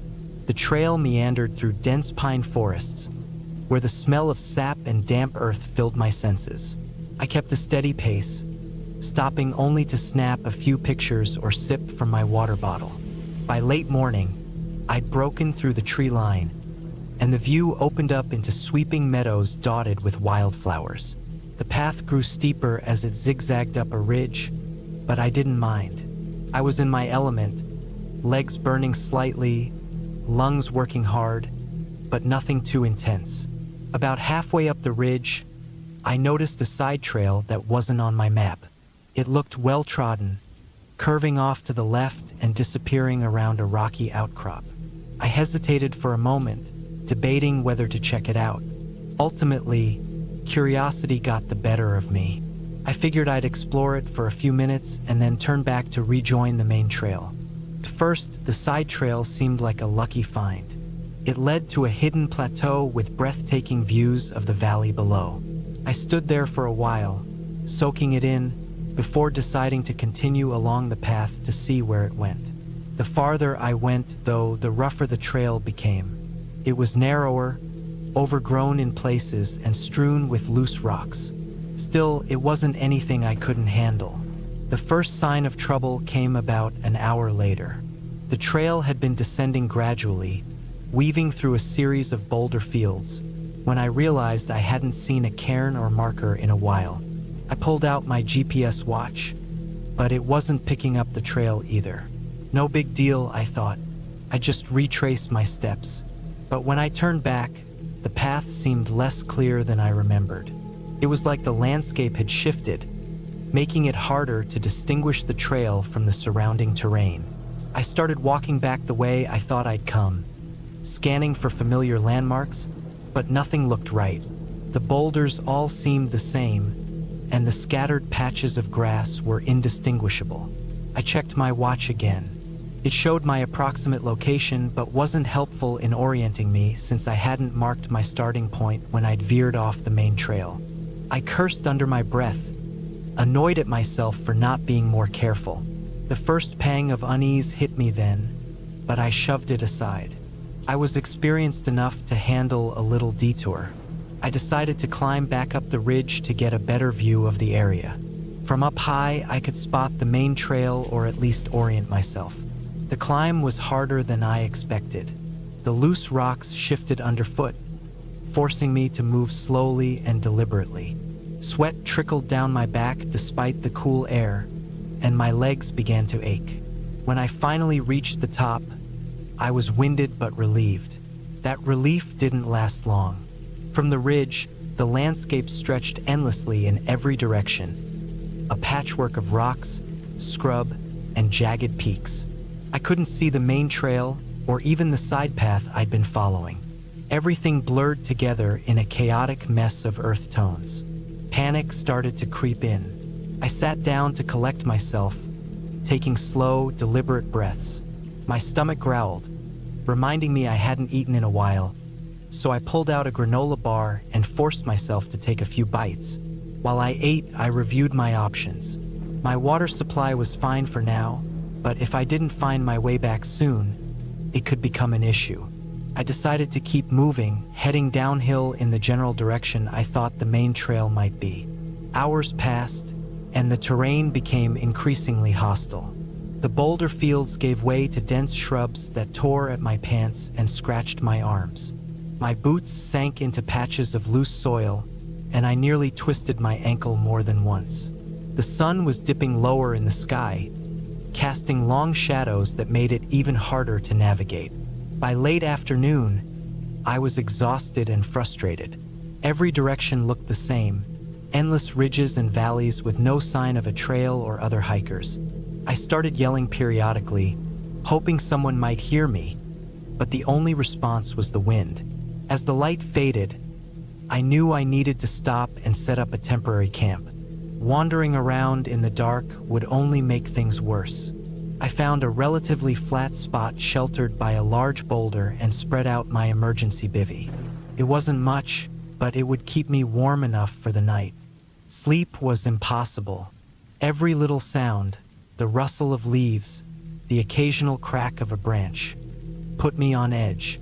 I kept imagining animals prowling nearby, though I knew most wildlife would avoid humans. The darkness was suffocating, pressing in from all sides. When dawn finally broke, I felt an odd mix of relief and dread.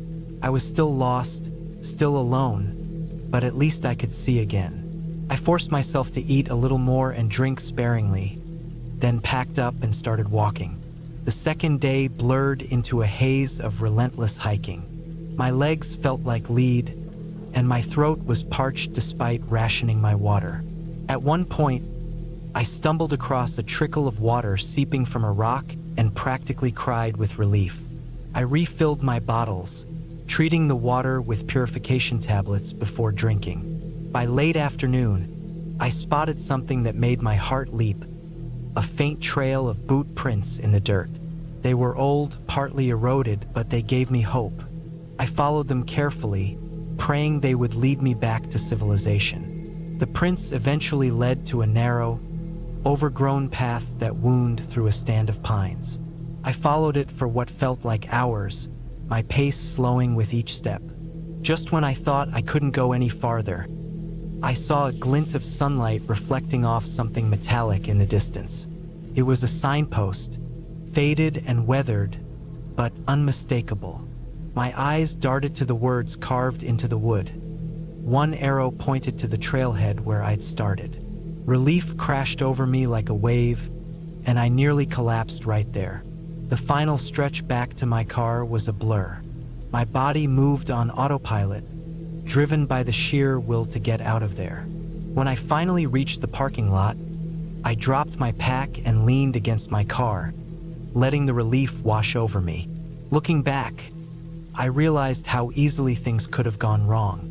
A simple detour, a moment of curiosity, had spiraled into a 2-day ordeal. It taught me a hard lesson about respecting the wilderness and the importance of preparation. Even now, the memory of that hike stays with me, a stark reminder of nature's power and my own vulnerability. I haven't stopped hiking, but I'm more careful now, always sticking to marked trails and triple-checking my gear, because out there, even a small mistake can have big consequences.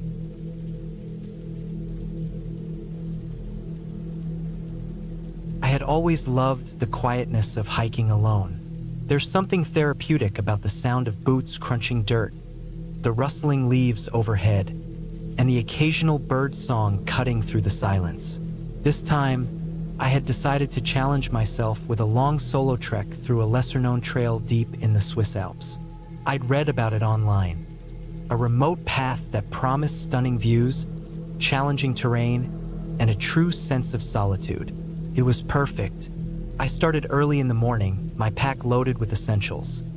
A lightweight tent, sleeping bag, plenty of food and water, a map, a compass, and my GPS watch. The forecast had promised clear skies, but I packed extra layers just in case. As I drove to the trailhead, the anticipation was palpable.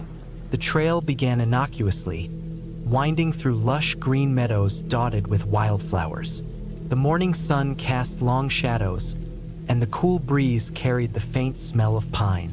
For the first hour, I felt at peace, energized by the fresh air and the rhythmic movement of my legs. As the trail began to climb, the trees thickened, and the path became rocky. I paused occasionally to catch my breath and take in the scenery. The mountains loomed large, their snow-capped peaks stark against the deep blue sky. Every now and then, I checked my map to ensure I was on track. This wasn't a well-marked trail, and I didn't want to risk getting lost. By midday, I had reached a ridge that offered a breathtaking view of the valley below. I sat on a large boulder to eat lunch, a simple sandwich and some trail mix. The silence up there was profound, almost heavy. It was one of those silences that makes you aware of how far you are from civilization. I felt both exhilarated and slightly uneasy. After lunch, I descended into a dense forest. The air grew cooler, and the sunlight barely penetrated the thick canopy. The trail here was narrow and overgrown, with roots and fallen branches making progress slow. My GPS watch showed I was still on the right path, but the sense of isolation deepened. About an hour into the forest, I noticed something strange. The trail seemed less defined, almost as if no one had walked it in years. I checked my map again. The landmarks matched, but the path felt wrong. The trees were so tightly packed that I had to duck and weave to avoid the branches. My unease grew with each step. Then I saw it, a boot print in the dirt. Relief washed over me. Someone else had been here recently. The print looked fresh, the edges still crisp. It was reassuring to know I wasn't entirely alone. But as I kept walking, I started noticing more footprints. They weren't all the same size, and they overlapped chaotically. It was as if a group had been through here, moving in different directions. The light was fading now, and I knew I needed to find a spot to camp. Pushing forward, I eventually came across a small clearing. It wasn't ideal, uneven ground and surrounded by trees, but it would have to do. I set up my tent quickly, ate a cold dinner, and crawled into my sleeping bag. Lying there in the darkness, I couldn't shake the feeling of being watched. I told myself it was just the isolation playing tricks on my mind. I had camped alone many times before and had felt this unease before. It was nothing new. Still, every rustle of leaves or snap of a twig outside made my heart race. When morning came, I was eager to pack up and move on. The forest felt even more oppressive in the daylight, the trees like towering walls hemming me in. I pushed forward, determined to reach the open slopes where I knew the trail would become easier to follow. But the trail didn't open up. It narrowed further, the vegetation so thick it felt like I was bushwhacking. My GPS showed I was still on course, but the path seemed almost non-existent now. I was sweating despite the cool air, my anxiety mounting with every step. Then I found the campsite. It was a small, makeshift site tucked into a grove of trees. There was a ring of blackened stones from an old fire, and a tattered tarp hung from a low branch. But it was the items scattered around that stopped me cold. An old backpack with a torn strap, a single hiking boot, and a crumpled sleeping bag. Everything looked abandoned, as if whoever had been here had left in a hurry. I stood there, heart pounding, trying to make sense of it. There was no sign of a struggle, no blood, nothing to indicate foul play. But the scene felt wrong, deeply unsettling. I debated whether to investigate further or move on. In the end, I decided to keep going. The trail became even harder to follow, and I began to worry that I had made a mistake. I was tired, my water supply was running low, and the sky was beginning to cloud over. I kept glancing over my shoulder, convinced I was being followed. Then I saw them. At first, I thought it was just my imagination, a flicker of movement in the trees, too quick to pinpoint. But as I kept walking, I saw it again, a shadow darting between the trunks. I stopped, straining to listen. The forest was silent, but the silence felt charged, expectant. I decided to pick up my pace. My heart was racing, and I could feel the panic building. The rational part of me said it was probably an animal, maybe a deer or a fox.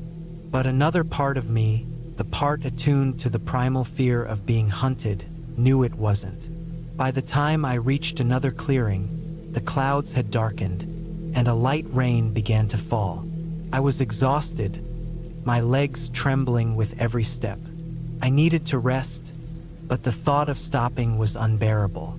And then I saw the cabin. It was a small, dilapidated structure, barely visible through the trees. The roof sagged, and the windows were broken, but it offered shelter. I hesitated for a long moment, weighing my options. The rain was coming down harder now, and the temperature was dropping. I decided to take the risk. Inside, the cabin was just as decrepit as it looked from the outside. The floor was littered with debris, and the air smelled of damp wood. But it was dry, and that was all that mattered. I found a corner to sit in, pulled my knees to my chest, and tried to calm my breathing. As the hours passed, the rain turned to a downpour, hammering against the roof. The sound was almost comforting, masking the silence outside. But then, through the noise of the storm, I heard it. A faint, deliberate creak of wood. I froze, every muscle in my body tensed. The sound came again, closer this time. It was coming from the porch. I didn't move. My heart was pounding so hard I was sure whoever, or whatever, was out there could hear it. The creaking stopped, replaced by the sound of slow, deliberate footsteps. Whoever it was didn't come inside. The footsteps circled the cabin, crunching on the wet ground. I stayed perfectly still, barely daring to breathe. Eventually, the footsteps faded, swallowed by the storm. I didn't sleep that night. When the rain finally stopped and the first light of dawn crept through the broken windows, I forced myself to leave. The trail was barely visible now, but I didn't care. I just wanted to get out. Hours later, I stumbled onto a logging road and flagged down a passing truck. The driver, an older man with a kind face, looked at me with concern as I climbed into the cab. I must have looked like hell, soaked, dirty, and wide-eyed with exhaustion. When I told him where I had been, his expression darkened. "That trail's been closed for years," he said. "Too many accidents, people getting lost. You're lucky you made it out." As I sat there, watching the forest recede in the rearview mirror, I couldn't shake the feeling that I hadn't been alone out there. Whatever or whoever was in that forest, I was grateful I hadn't stuck around to find out.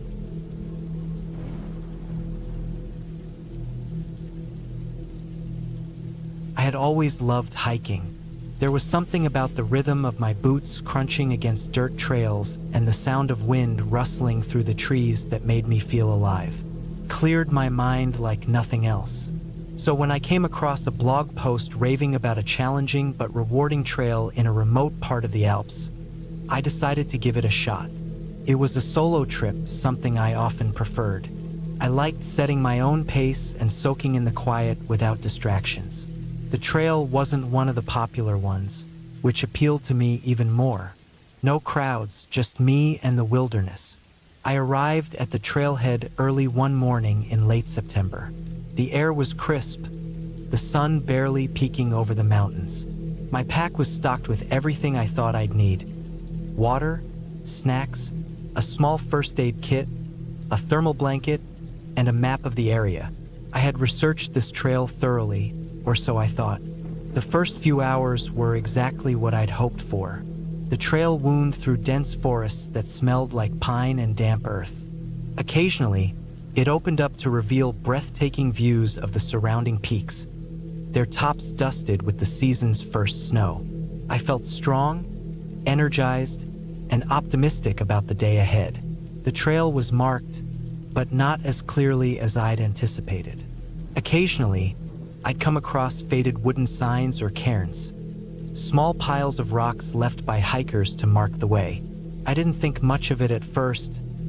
I had my map and a decent sense of direction. Besides, it wasn't the first time I'd tackled an under-maintained trail. About 4 hours in, the terrain started to change. The trees thinned out, replaced by low shrubs and jagged rocks. The trail became steeper and the air thinner. I paused more frequently to catch my breath and sip water. That's when I noticed something odd. There were no more trail markers. First, I thought I'd simply missed one. I doubled back for a few minutes, scanning the ground and nearby rocks for signs. Nothing. Still, I wasn't too worried. My map showed a relatively straightforward route to the summit. I decided to press on, confident that I'd reconnect with the trail eventually. An hour later, I realized I'd made a mistake. The ground had turned to loose gravel, and I had to concentrate with every step to avoid slipping. There were no landmarks that matched what was on my map. I checked my phone, but there was no signal. Not surprising in this area. Still, I tried to convince myself that I wasn't lost. Just keep heading upward, I thought. The summit had to be close, but the summit never came. Instead, I found myself at the edge of a steep drop-off, staring down at a rocky valley. The wind had picked up, and I felt a chill despite the exertion. I glanced at the sky, noticing clouds starting to gather. The weather forecast hadn't mentioned rain, but mountain weather is notoriously unpredictable. I knew I had to turn back, but which way was back? The landscape looked different now, and I couldn't remember which direction I'd come from. Panic started to creep in, tightening my chest. I forced myself to take deep breaths. "You've been in tougher spots than this," I told myself. I picked what I thought was the most logical path and started descending. The loose gravel made it slow going, and I slipped more than once, scraping my palms and knees. Every step felt heavier than the last. An hour later, I realized I was even more lost than before. The shrubs were gone, replaced by jagged boulders and patches of bare earth. The clouds had thickened, casting everything in a dull gray light. My water bottle was nearly empty, and I hadn't seen a single sign of the trail. Worse, the wind had turned cold, and I could feel it cutting through my jacket. As the hours dragged on, I found myself entering survival mode. I stopped looking for the trail and started looking for shelter. The temperature was dropping fast, and I knew I wouldn't last the night exposed to the elements. I stumbled upon a shallow overhang, a rocky outcrop that offered some protection from the wind.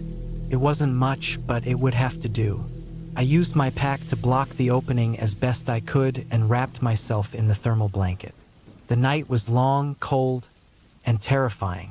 Every sound, a rustle of leaves, the distant howl of wind, set my nerves on edge. I barely slept. When morning came, I felt groggy and disoriented, but I knew I had to keep moving. My water was gone, and my stomach growled with hunger.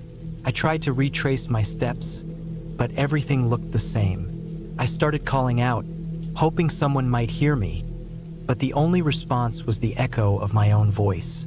By midday, I was exhausted.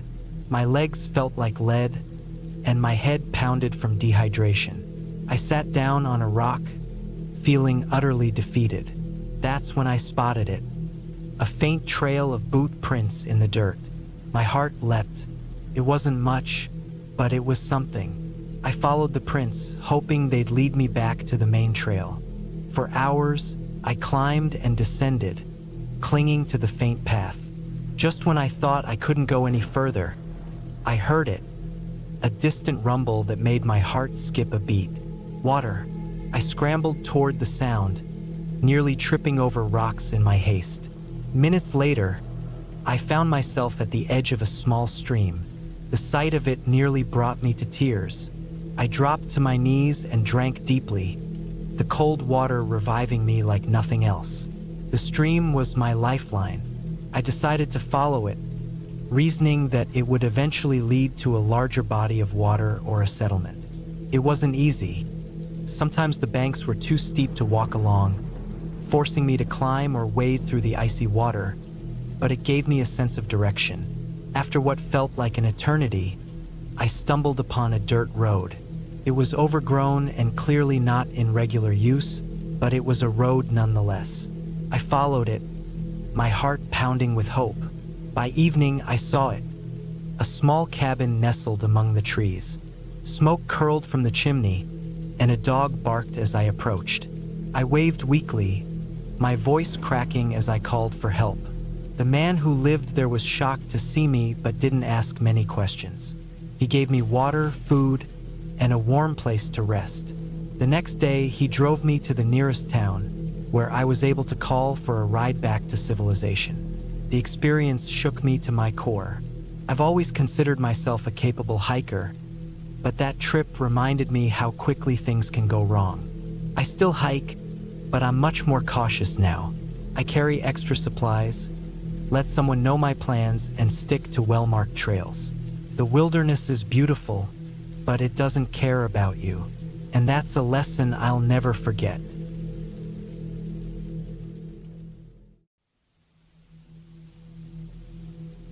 I had always been drawn to the idea of escaping into the wilderness, away from the noise and chaos of daily life. So when the opportunity arose to spend a few days alone in the woods, I jumped at the chance. I had been living in the city for the past few years, and the pressure of work, deadlines, and constant social media noise had started to eat away at me. My mind was cluttered, and I felt like I needed a break. A real break. Somewhere I could just be alone, reflect, and unwind. The cabin I rented was nestled deep in a secluded part of the mountains, about 3 hours from the nearest town. It was old but sturdy, sitting on the edge of a small forest clearing. The brochure had promised a tranquil setting with no neighbors for miles. The moment I read that, I knew this was the place. I didn't want to deal with anyone, not even a few curious hikers. I wanted silence, just me, the cabin, and the wilderness. The reviews spoke highly of it. Cozy, charming, and remote. I left the hustle and bustle of the city behind and drove up early one Friday morning. The sun had barely risen, and the drive was peaceful, winding through forests and over hills, the road almost empty. As I climbed higher into the mountains, I started to feel the weight of the city slip away, replaced by the calming sensation of isolation. By the time I reached the cabin, it was still early afternoon, and the sun was shining brightly through the trees. The cabin stood in a quiet hollow, surrounded by towering pines. I could see the small creek flowing just past the property, its water shimmering in the sunlight. It was beautiful, exactly what I had hoped for. The cabin was small but well kept. It had a stone fireplace, a modest kitchen, and a single bedroom. It wasn't luxurious by any means, but it had a certain charm. I unpacked my things, set my bag on the bed, and made myself comfortable. The air outside smelled fresh, earthy, and clean, so different from the sterile, recycled air of the city. After a while, I decided to take a short walk around the area to stretch my legs and explore. The forest was dense, and the trail that led into the woods was faint but visible. I wasn't planning to go far. I just wanted to get a feel for the surroundings, see what wildlife might be nearby, and familiarize myself with the landscape. The path led me up a small hill, from where I could see the entire hollow. The cabin seemed so small from up here, surrounded by trees, with the creek running through it like a ribbon of silver. But as I stood there, I noticed something that immediately caught my attention. In the distance, through the trees, there was a small building. At first, I thought it was another cabin, maybe a neighbor's place, but there was something off about it. It was old, decrepit, and hidden in a way that made it seem abandoned. It wasn't mentioned in the rental information, and there was no sign of any other cabins in the area. It was too far to reach in one short walk, but I made a mental note of it.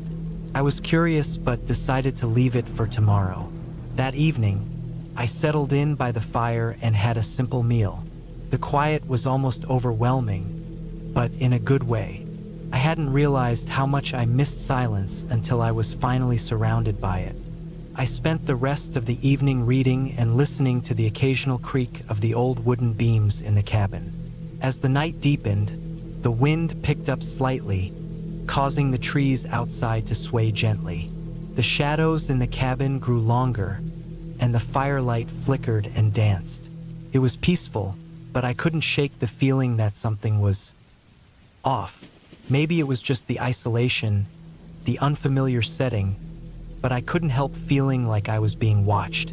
I dismissed the feeling. It was probably just my mind playing tricks on me. That night, I went to bed early. The bed was comfortable, the sheets crisp, and the quiet made it easy to fall asleep. But I woke up in the middle of the night, suddenly alert. I didn't hear anything at first, but there was a presence in the air. Something not quite right. It wasn't a noise that woke me, but a sense that something was out there, outside the cabin, lurking in the shadows. I tried to ignore it, but my heart began to race, and I lay there, staring at the ceiling in the dark. Then I heard it, a soft rustling sound, like footsteps on leaves, just outside my window. My pulse quickened as I listened. The sound came closer, circling the cabin. Then it stopped. I held my breath, straining to hear any other sounds. For a long moment, there was nothing, absolute silence. I told myself it was just an animal, maybe a deer or something larger like a bear, but the feeling of being watched wouldn't go away. After a few minutes, I got up and crept over to the window, trying to peer through the gaps in the blinds. But all I saw were the trees swaying in the wind, their branches creaking in the night. Nothing unusual. I stayed awake the rest of the night, listening to the wind and the occasional rustle of leaves outside. But there was no more noise. No footsteps, no signs of anything out of the ordinary. The next morning, I brushed it off as a combination of my nerves and the unfamiliar environment. The following day, I decided to venture closer to the mysterious building I had seen from the hill. The walk was longer than I expected, the forest dense with underbrush and tangled roots. The silence of the woods was oppressive, and I couldn't shake the feeling that someone or something was nearby, following my every move. Every snap of a twig underfoot made me flinch. Eventually, I reached the building. It wasn't a cabin at all, but an old, abandoned barn, its wood weathered and gray, almost blending into the forest. The door was slightly ajar, and there was a rusted metal sign hanging above it, but it was too faded to read. The barn was clearly very old, and the sense of decay was almost palpable. I stepped inside cautiously, feeling the hairs on the back of my neck stand up. The air inside was musty, filled with the smell of old wood, rust, and damp earth. As I looked around, I saw remnants of what might have been tools, piles of rotting hay, and other debris scattered across the floor. It didn't feel like a place that had been abandoned for years. It felt as if someone had been here recently. My curiosity got the better of me, and I walked deeper inside. That's when I noticed something strange. There were fresh footprints in the dirt floor, large ones, leading to a small back room that I hadn't seen at first. I approached the room slowly, my heart pounding in my chest. As I neared the entrance, I noticed a faint light coming from within. I took a deep breath and stepped inside. The back room was small, and it had a single old light bulb hanging from the ceiling, casting a dim, flickering glow. On the walls were strange marks, deep scratches, like something had been dragged along them repeatedly. The floor was covered in dust, but there was something else that made my stomach twist. A few things scattered on the floor, old ropes, chains, and a dirty mattress in one corner. My mind raced with thoughts of what this could mean. I felt a growing sense of dread crawl up my spine. Suddenly, the door behind me slammed shut with a force that made the walls vibrate. I spun around, panic setting in. The room was suddenly too small, too suffocating. The air felt thick, like it was closing in around me. I tried to open the door, but it wouldn't budge. It was as if someone or something was holding it closed. I took a step back, my mind racing, but I couldn't figure out what to do. I was trapped. Then, from somewhere in the dark corners of the barn, I heard something. A slow, rhythmic sound, like breathing, but not my own. I don't remember how long I stood there, frozen, but the sound grew louder, closer. I could feel the presence in the room with me. Then, finally, the door creaked open. I didn't wait to see who or what was on the other side.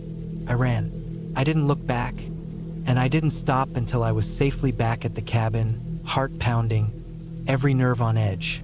The sun was beginning to set, casting long shadows across the clearing. I locked every door and window and stayed inside the rest of the night, terrified to step outside. The next morning, I left.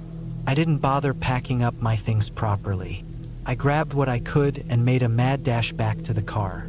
I didn't look at the barn again. I didn't care to know what had been in there or who had been following me. All I knew was that the peaceful retreat I had hoped for had turned into a nightmare. The drive back to town was a blur, and I didn't tell anyone about what had happened. I couldn't explain it, but that place, the cabin, the barn, the feeling of being watched, it stayed with me. And every time I think about it, I still feel that chill in my spine, that weight of something lurking just beyond the edges of my memory. The woods are beautiful, yes, but there's a darkness to them, something not meant to be understood, only feared. I never went back.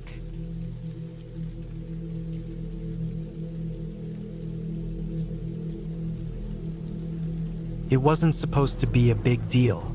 I had spent plenty of weekends in the woods, camping in national parks or tucked into quiet state forests, hiking, fishing, just being outside.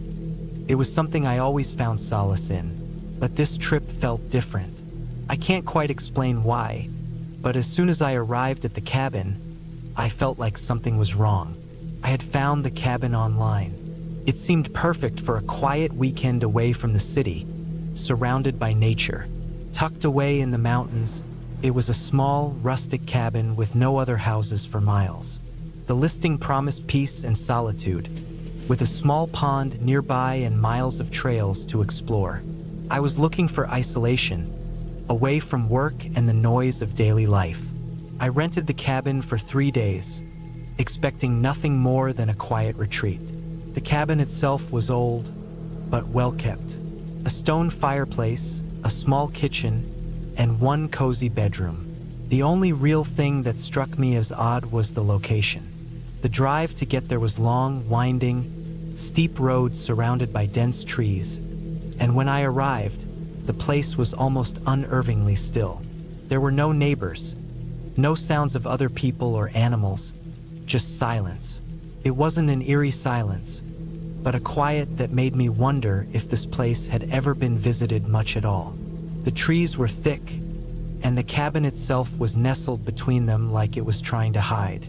The porch creaked as I stepped up to the door, and the smell of wood and dust filled the air. I pulled out the keys the property manager had left in a lockbox, unlocked the door, and entered. It felt exactly as I had imagined it would. A perfect escape. The first day was spent exploring. I wandered along a trail behind the cabin that led up to a small ridge. The view from there was stunning, miles of treetops stretching out to the horizon, with no sign of civilization. It was exactly the kind of peace I'd been craving. I returned to the cabin just as the sun was setting, the golden light filtering through the trees. It felt good, the fresh air, the physical exertion. That night, I lit a fire in the stone hearth and cooked a simple meal, pasta and some canned vegetables. Afterward, I settled into the armchair near the fire with a book. The cabin was quiet, but not in a way that made me uneasy. It felt homey, even though I was miles from any real home. But that changed on the second night. I had gone to bed early, tired from the hike. The bed was comfortable, and the sound of the wind outside was soothing. But at around midnight, I woke to a sound, faint scratching. I blinked into the darkness, unsure of what it was. The noise was coming from outside. It was subtle at first, almost like the sound of a branch brushing against the cabin wall. Then it stopped. I waited, straining my ears. The wind outside had picked up, but nothing seemed out of the ordinary. I figured it was just a tree or maybe an animal moving around, and tried to go back to sleep. But the sound came again. This time it was clearer, scratching, like claws dragging against wood. It was rhythmic, deliberate, not the usual noises of the woods I'd grown used to. I didn't get out of bed to check. I had no idea what it was, but I convinced myself it was just an animal, maybe a raccoon or a squirrel. After a few more moments, the sound stopped and the night grew quiet again. I eventually fell back asleep, but it was a restless sleep. I woke up multiple times throughout the night, each time with the unsettling feeling that something was wrong. The next day, I tried to shake it off. I spent the morning walking the trails again, trying to keep my mind off the strange noises from the night before.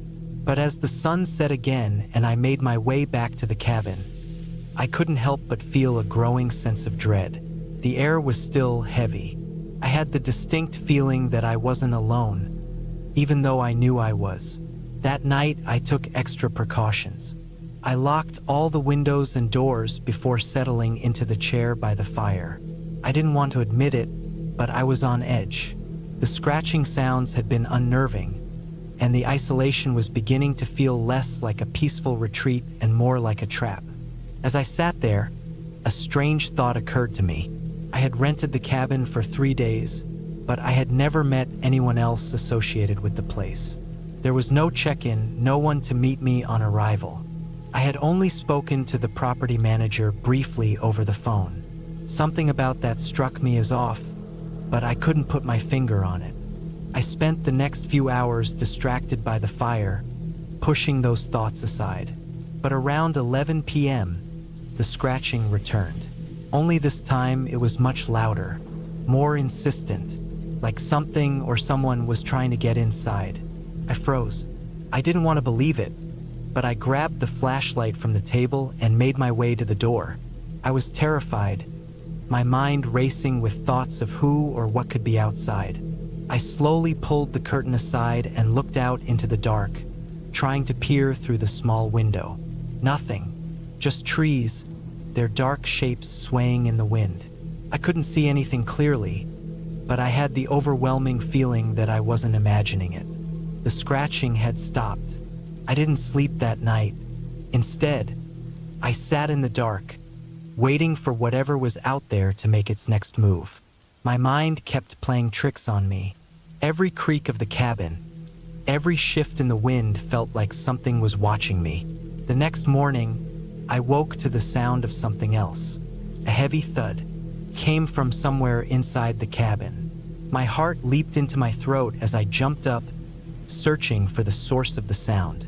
But the cabin was as I had left it, except for one thing. The window in the bedroom had been opened, just a crack.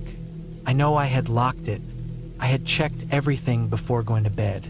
My thoughts were racing as I tried to convince myself that maybe the wind had pushed it open. But deep down, I knew something wasn't right. I had to leave. I packed up my gear, feeling the weight of every movement. I couldn't shake the feeling that someone was just outside, waiting for me to make a mistake. I rushed through it, throwing things into my bag without caring about the order. My hands were shaking, but I managed to lock the door behind me and make my way to the car. The drive back to civilization was long, my mind constantly drifting back to that cabin, to the strange noises, the open window. It was a drive I couldn't do fast enough. By the time I got home, I couldn't help but feel a sense of relief, but the memories of that cabin lingered. I couldn't shake the feeling that something was out there, something waiting for someone to walk into that isolated, silent place, something that wasn't quite human. I haven't been back since, and I doubt I ever will.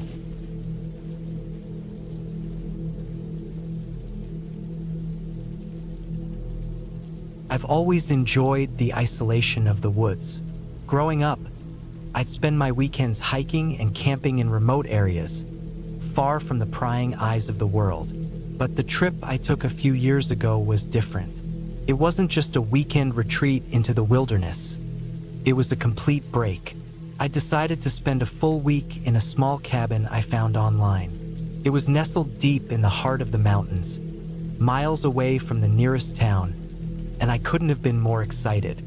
The cabin was old, built decades ago with weathered logs and a stone chimney that had long since stopped smoking. The listing described it as a place for the truly adventurous. The photos showed it surrounded by thick forest, with nothing but hills and trees as far as the eye could see. It sounded perfect, secluded, peaceful, and a bit rugged. Just what I was looking for. I packed up my gear, gathered all the supplies I'd need, and headed out. The journey took longer than I expected. The road became increasingly narrow as I approached, turning into a dirt path that wound through the woods. My car scraped the sides of the trees, and the air was thick with the scent of pine and earth. I had a map, but after a while, the path seemed to disappear into the forest, forcing me to rely on nothing but my sense of direction. Eventually, I parked my car at the end of the trail and set off on foot. It was late in the afternoon by the time I finally reached the cabin, and the sun was already dipping low in the sky. The cabin itself was exactly what I had imagined. Quaint, with a small porch and a single window that looked out over the hollow. The surrounding forest was dense, the trees so close that they seemed to press in on the cabin from all sides. The air was still, and the only sounds were the occasional chirp of a distant bird or the rustle of leaves in the wind. There was no one else around for miles, just me and the wilderness.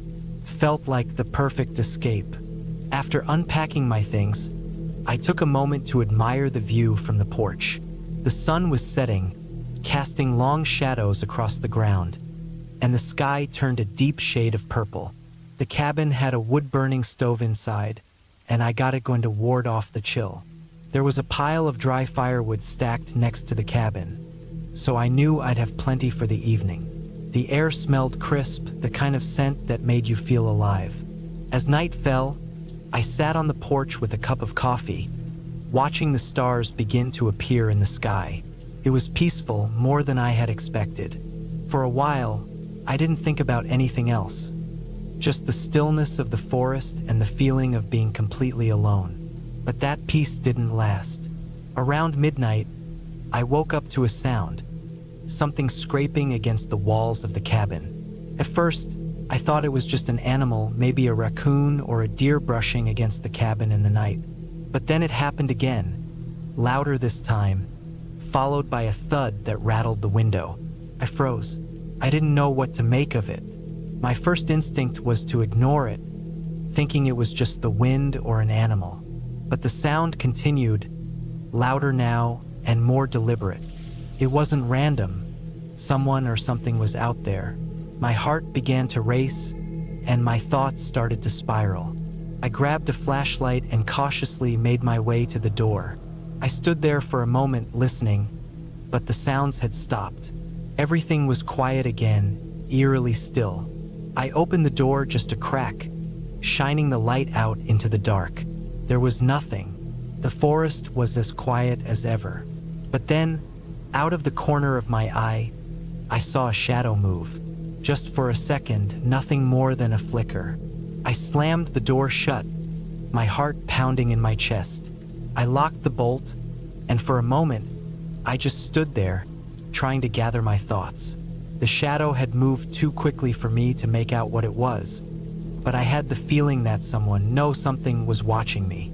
I didn't sleep much that night.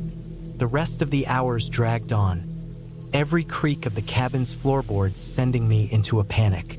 I kept expecting the door to burst open or the walls to shake with another thud, but nothing happened. By morning, I was exhausted, but I still couldn't shake the feeling of being watched. I chalked it up to my nerves, the isolation getting to me. After all, I'd been alone for too long, with nothing but the trees for company. The next day, I decided to explore the surrounding area. It was the only way to distract myself from the nagging feeling that something wasn't right.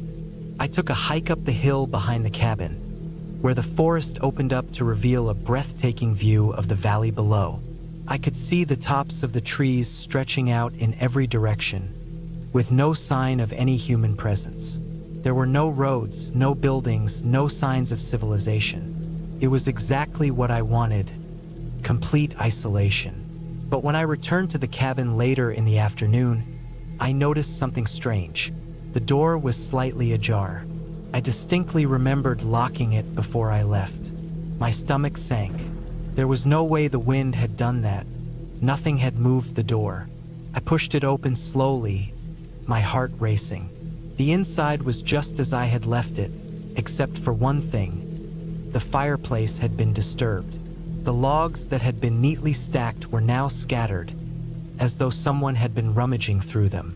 I searched the cabin, feeling my anxiety spike with every creaking floorboard and rustling curtain. Nothing seemed out of place, but the unease lingered.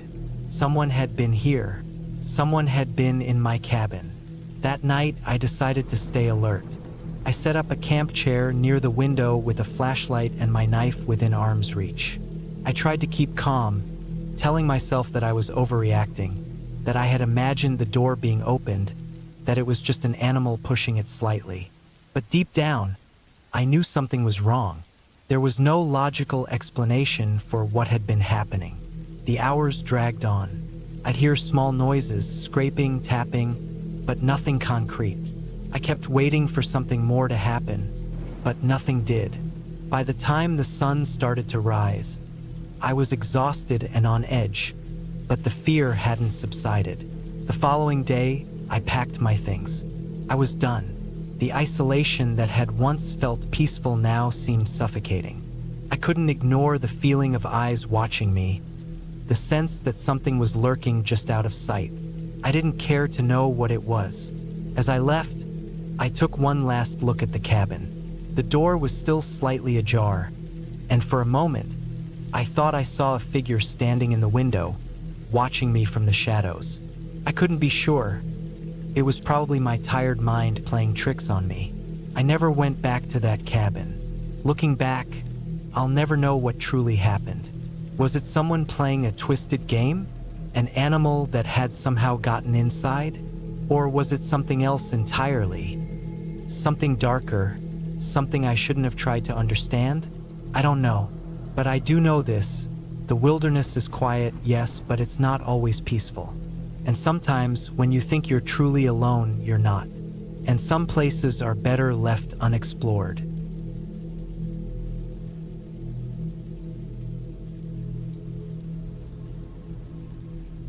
I had always dreamed of getting away from it all, of spending a few days alone in a cabin, deep in the woods, where the only sounds were birds, wind, and the occasional rustle of leaves. That's how I ended up at that cabin, tucked away in the forest near a small town in upstate New York. It was supposed to be a peaceful retreat, a place to unwind, disconnect from everything, and clear my head. I'd rented it for a long weekend, thinking it would be the perfect escape from the pressure of work, the chaos of city life, and the endless noise of people. The drive to the cabin had been long and winding. The paved road eventually gave way to gravel, then dirt, and finally a narrow, almost hidden path through the trees. The cabin itself was rustic but cozy, just as advertised. It sat on a small plot of land, surrounded by tall pines that swayed gently in the wind. No neighbors for miles, just wilderness. I could already feel the stress of my everyday life begin to melt away as I unpacked my gear and set up inside. It was the first evening that things started to feel a little off. I was sitting on the porch, watching the sun set behind the mountains, the sky painted with colors of orange and purple. The quiet was peaceful, but there was something in the air that I couldn't quite place. Maybe it was just the isolation, or maybe it was the fact that the woods felt so alive around me. Every crackle of a twig, every whisper of wind through the trees, felt louder than it should. I shrugged it off as normal, being in such a remote place. As night fell, I lit a fire in the small stove inside the cabin. The warmth was comforting, and the flickering light from the flames cast long, dancing shadows on the wooden walls. The isolation was beginning to feel more oppressive than peaceful, but I was determined not to let it get to me. I made dinner, simple but satisfying, and then curled up on the couch with a book, trying to push away the feeling that I was being watched. Around 10 p.m., I heard the first noise. At first, it was just a faint rustling outside, like someone brushing against the trees. I paused, listening. It was only for a second, then silence. I figured it was an animal, maybe a raccoon or a deer, moving through the underbrush. But then, about 10 minutes later, I heard it again, a soft, dragging sound, something heavy scraping along the ground. I stood up, walking over to the window and peered out. The porch was empty. The trees were still. There was no sign of any animals. I shook my head, chalking it up to my imagination. After all, the woods were full of noises, especially at night. But the noises continued. At first, it was just the occasional rustle. Then, the scraping came again, closer this time, as if whatever was making the noise was circling the cabin. I could hear it clearly now, a dragging sound, like something or someone was pulling something heavy across the dirt. I froze, my heart thudding in my chest. I didn't know what to think. The closest neighbors were miles away. No one should have been out here. I didn't have a phone signal, and there was no landline in the cabin. If someone was out there, I had no way to call for help. The noise stopped for a while, and the silence that followed felt almost suffocating. I tried to tell myself it was just an animal, maybe a bear or some other large creature. But deep down, I knew it wasn't. I sat back down on the couch, trying to calm my racing thoughts. I told myself to relax. It could be a branch falling, a tree shifting in the wind, or any number of natural noises. But then, just as I was starting to convince myself it was nothing, I heard a faint knock at the door. My blood ran cold. It wasn't a loud knock, more like a gentle tap. But in the dead of night, in a cabin far from any other human, it was enough to make me jump to my feet. I stood there listening. My mind raced with possibilities. I thought about what to do, whether to open the door, whether to hide. The logical part of me told me to leave through the back door and head toward the woods. But I didn't want to make any noise and alert whoever was outside. After what felt like an eternity, the knocking stopped. I waited a few more minutes, straining my ears for any further sounds. But nothing came. I slowly walked over to the door, hesitating for a moment before looking out the small peephole. I saw nothing. The porch was empty, bathed in the soft glow of the light from inside the cabin. I exhaled in relief, but something still didn't sit right with me. For the next few hours, I kept the door locked and stayed inside. I had no idea who or what was outside, but I wasn't about to find out. The rest of the night passed without incident, but I didn't sleep. I stayed awake, the events replaying in my mind. Whoever or whatever had been out there, they were still out there. The next morning, I felt drained. I tried to shake off the lingering fear from the night before and decided to take a walk through the woods. It was still early, the sun barely peeking through the trees, and the air had a sharp, crisp feel to it. I figured I'd get some fresh air, clear my head, and hopefully convince myself that nothing strange had happened. As I walked along the path behind the cabin, I noticed something strange. There were fresh tracks in the dirt, leading away from the back of the cabin and disappearing into the trees. They were deep impressions, too deep for an animal and too scattered to be from a single person. The tracks looked like they had been made by someone dragging something heavy. My stomach dropped. I followed the tracks for a while, my feet crunching the dry leaves beneath me. The tracks led deeper into the woods, past the creek and toward a small hill where the ground sloped downward. There, near the edge of a small clearing, I found what had been dragged. A large, weathered wooden crate, half buried in the dirt, its edges splintered and worn. I stared at the crate for a long time, my mind racing with questions. What was inside? Who had dragged it out here? I tried to move it, but it was too heavy. The lid was cracked, and I could just make out the remnants of some faded writing on the side. But as I crouched down to get a better look, I heard something behind me. Footsteps, soft and deliberate, crunching the leaves underfoot.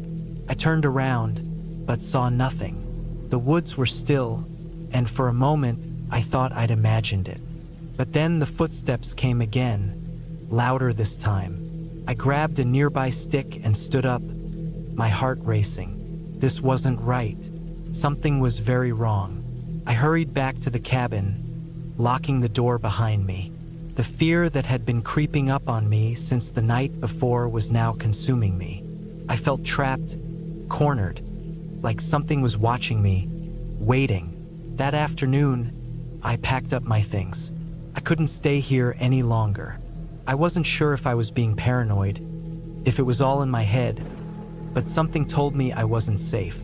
I left the cabin, heading back to the trailhead, my footsteps quick and uneven. As I walked, I kept looking over my shoulder, half expecting to see someone following me. But there was no one. The woods were silent again, almost unnaturally so. When I finally reached my car, I didn't stop to look back. I got in, started the engine, and drove away, the cabin growing smaller in the rearview mirror. The further I got from the woods, the more I felt the weight lift from my chest. To this day, I don't know who had been out there that night. I don't know what was in that crate or why the tracks led toward the clearing. But one thing was certain. I would never return to that cabin again. The woods may be beautiful, but sometimes they hide things you're better off not knowing.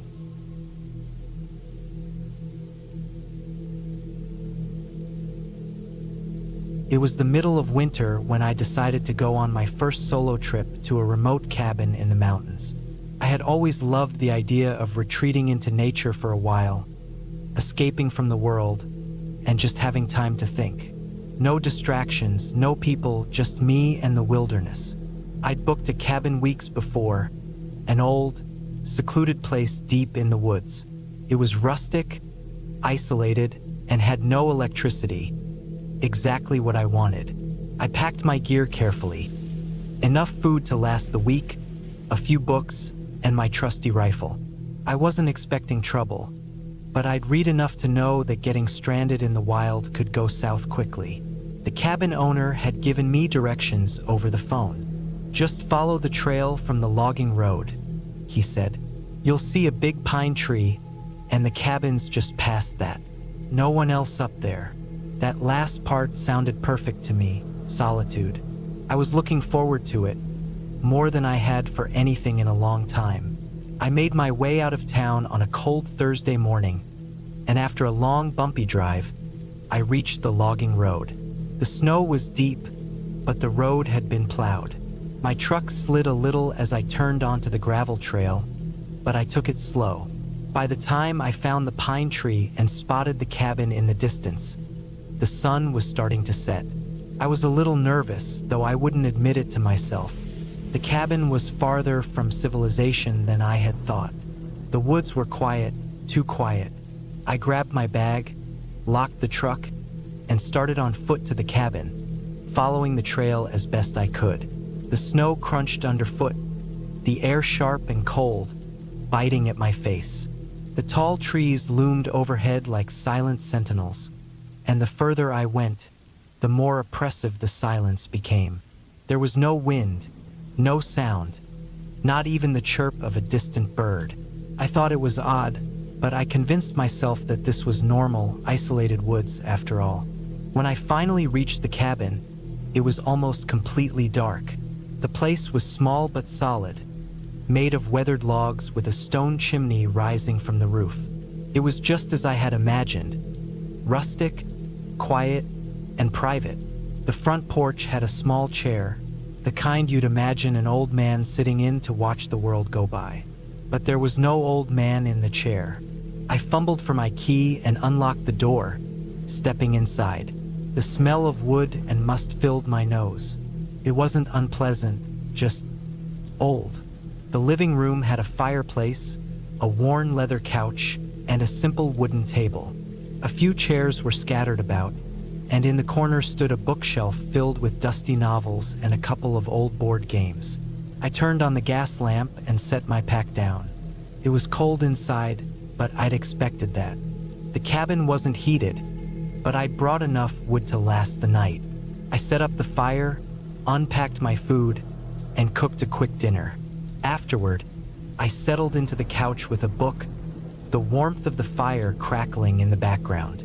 The sound of the flames was comforting, but as the night wore on, I started to feel uneasy. I couldn't place it, but there was something about the cabin that didn't sit right with me. It wasn't the cabin itself, it was the surrounding woods. It felt like they were closing in, like they were watching me. By the time I blew out the gas lamp and crawled into bed, I was more anxious than I wanted to admit. The wind had picked up, and I could hear it howling outside, making the trees creak and groan. Every so often, a branch would scrape against the cabin's walls, making me jump. I lay awake for hours, staring into the dark, listening to the sounds of the wind and the occasional snap of branches outside. Then I heard something else, a knock. At first, I thought it was just the wind, or perhaps a tree branch tapping against the cabin. But then it came again, sharp and clear, from the front door. I froze, my heart racing. There was no one out here. I hadn't passed anyone on the trail, and the nearest neighbor was miles away. I sat up in bed, straining to hear. The knock came again, more insistent this time. I didn't move, couldn't. My mind raced with possibilities, each one more terrifying than the last. What if it was someone who had gotten lost in the snow? Someone who needed help? Or worse, someone who had been watching me? I grabbed my rifle from where I had left it by the bed, but I didn't make a sound. I stayed perfectly still, trying to listen for any movement outside. My pulse thudded in my ears, drowning out everything else. Nothing. The knock didn't come again. I waited for what felt like an eternity, but when I finally dared to get out of bed, I tiptoed to the door and peered out through the small window by the door. There was no one. The snow outside had been untouched. No footprints, no sign of anyone. I exhaled slowly, trying to convince myself that it had been my imagination. Maybe it was the wind after all. I locked the door and returned to bed, my thoughts a jumbled mess. My nerves were on edge, but I eventually drifted into a restless sleep. The next day, I woke early. The sun was just rising, casting pale light through the cabin's small windows. The wind had died down, leaving the air still and crisp. I decided to go outside and gather more firewood, thinking the fresh air would clear my mind. The moment I stepped outside, I froze. There, in the fresh snow, were a set of footprints leading straight to the cabin. They were large, heavy prints like those of a man, and they stopped at the doorstep. I had checked the area before going to bed last night, and there had been no tracks. None. My heart began to race again. I looked around, but there was no sign of anyone. The footprints seemed to appear out of nowhere, leading up to the door, but then they stopped. The snow was pristine in every direction beyond the doorstep. I quickly gathered the firewood and went back inside. I wasn't sure what to make of the tracks, but they left me feeling more uneasy than before. Maybe it was just someone who had passed through earlier, I told myself. But the more I thought about it, the less I believed that. I spent the rest of the day inside, reading, trying to distract myself. But my mind kept drifting back to the footprints. Something didn't add up. As night fell, I locked the door and checked the windows, making sure everything was secure. But I couldn't shake the feeling that someone, or something, was out there, watching. I sat near the fire, rifle in hand, my eyes flicking constantly to the darkened windows. Around midnight, I heard the sound again. This time, it was louder, more distinct. A scraping sound, like something dragging along the ground. I stood up and walked to the window, peering through the thin curtain. My breath caught in my throat when I saw what it was. There, just outside the cabin, was a figure. It was tall, almost impossibly tall, and it was hunched over, dragging something behind it. I couldn't see its face, but its movements were jerky, unnatural. It dragged something long and heavy, maybe a branch or a piece of wood, leaving long marks in the snow. I stepped back from the window, my heart hammering. couldn't breathe. My mind was racing, thinking of every possible explanation, but none made sense. The scraping continued, moving around the cabin. I didn't wait for whatever it was to come any closer.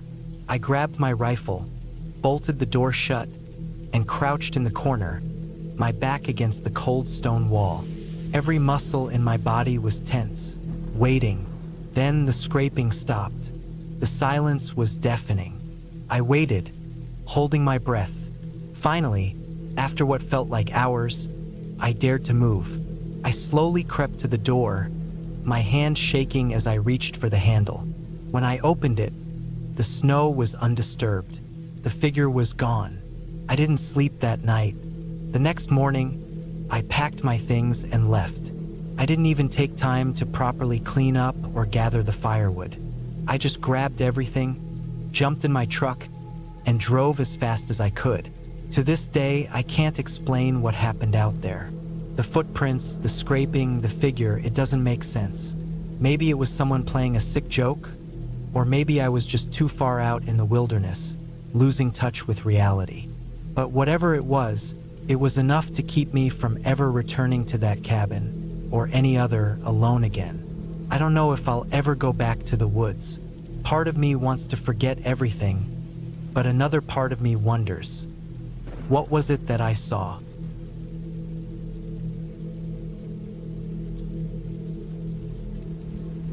It was early autumn when I decided to take a break from everything and spend some time alone in the mountains. I needed to disconnect, clear my mind, and get some fresh air away from the noise of work and city life. A cabin deep in the woods seemed like the perfect solution. I found a secluded spot online that was available for rent, far from any major trails or towns, and booked it.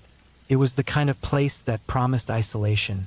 No Wi-Fi, no cell service, just me, the forest, and some peace. I arrived at the cabin around midday. The drive had been longer than I expected, and the roads were narrow and winding. The trees crowded the sides of the road, their branches leaning out like hands reaching for the sky. The cabin itself was an old, two-story structure, built from weathered logs and surrounded by a thick wall of trees. The porch creaked under my weight as I stepped out of the car, and the air smelled fresh, with the earthy scent of pine and damp leaves. Inside, the cabin was rustic but charming.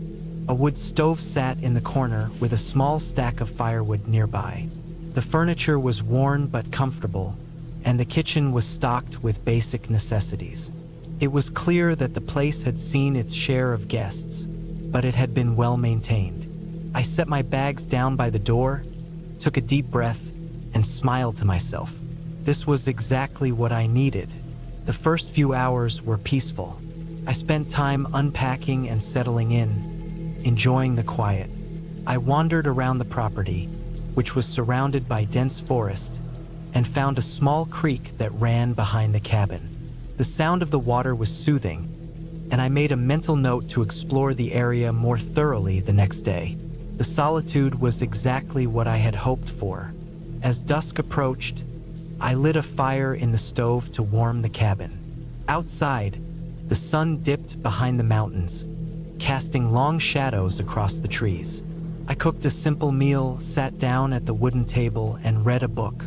The crackling of the fire was the only sound in the cabin. I felt relaxed, almost too relaxed, like the quiet had started to seep into my bones. But then, as night fully descended, I noticed something strange. At first, I couldn't quite put my finger on it, but there was an unsettling stillness outside. The usual nighttime sounds of the forest, the rustle of leaves, the call of owls, the wind through the trees were absent. It was so silent that it almost felt unnatural. I brushed it off, assuming it was just my imagination. Maybe it was just a quiet night, or maybe the sound was being muffled by the thick canopy of trees around me. Still, I couldn't shake the feeling that something was off. I finished my meal, cleaned up, and decided to go to bed early. The bedroom upstairs was small, with a low ceiling and a heavy quilt on the bed. I pulled the quilt up around me and turned off the light, letting the darkness wrap around me. For a while, I lay there, staring at the ceiling, listening to the occasional creak of the cabin settling. But sleep didn't come easily. My mind kept wandering back to the silence outside. Suddenly, I heard something, a soft thump.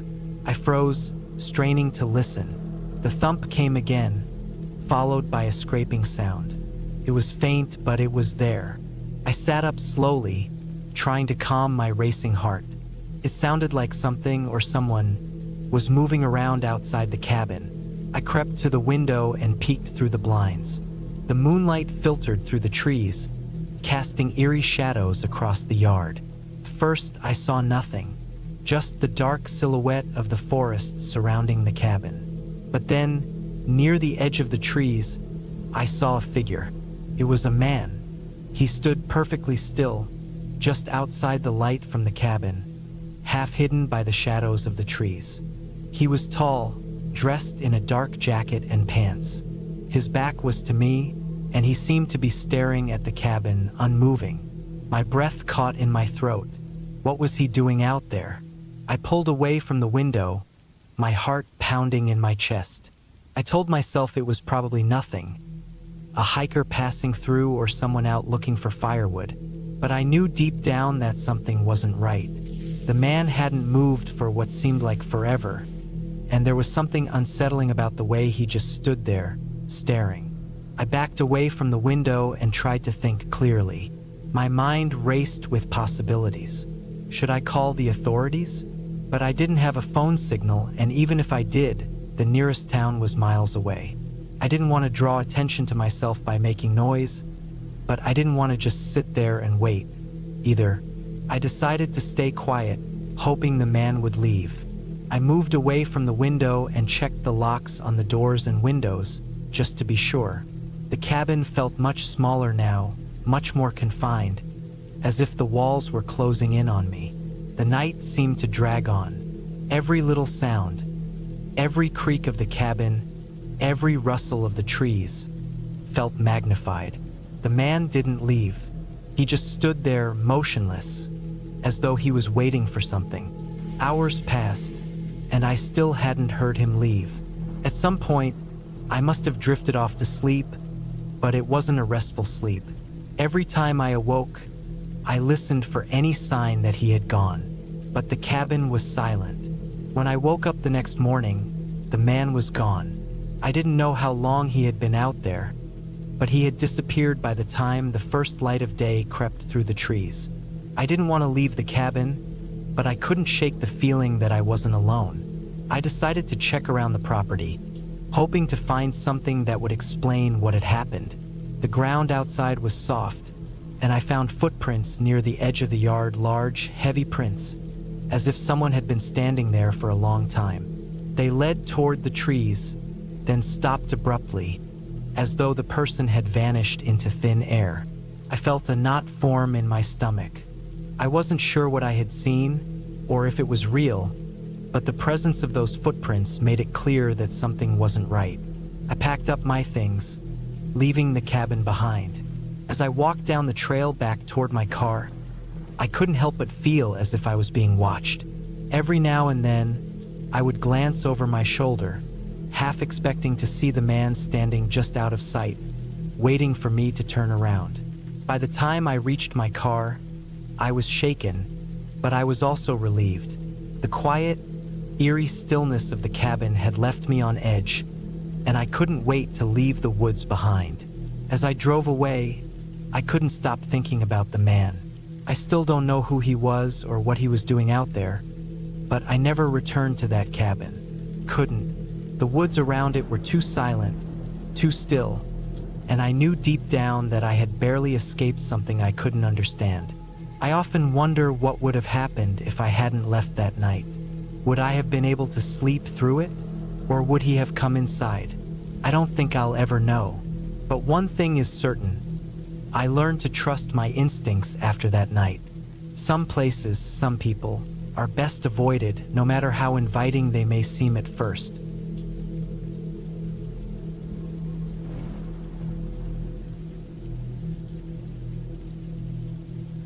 I've always been a sucker for the idea of escaping the city, disconnecting from the constant noise, the rush, the never-ending demands of modern life.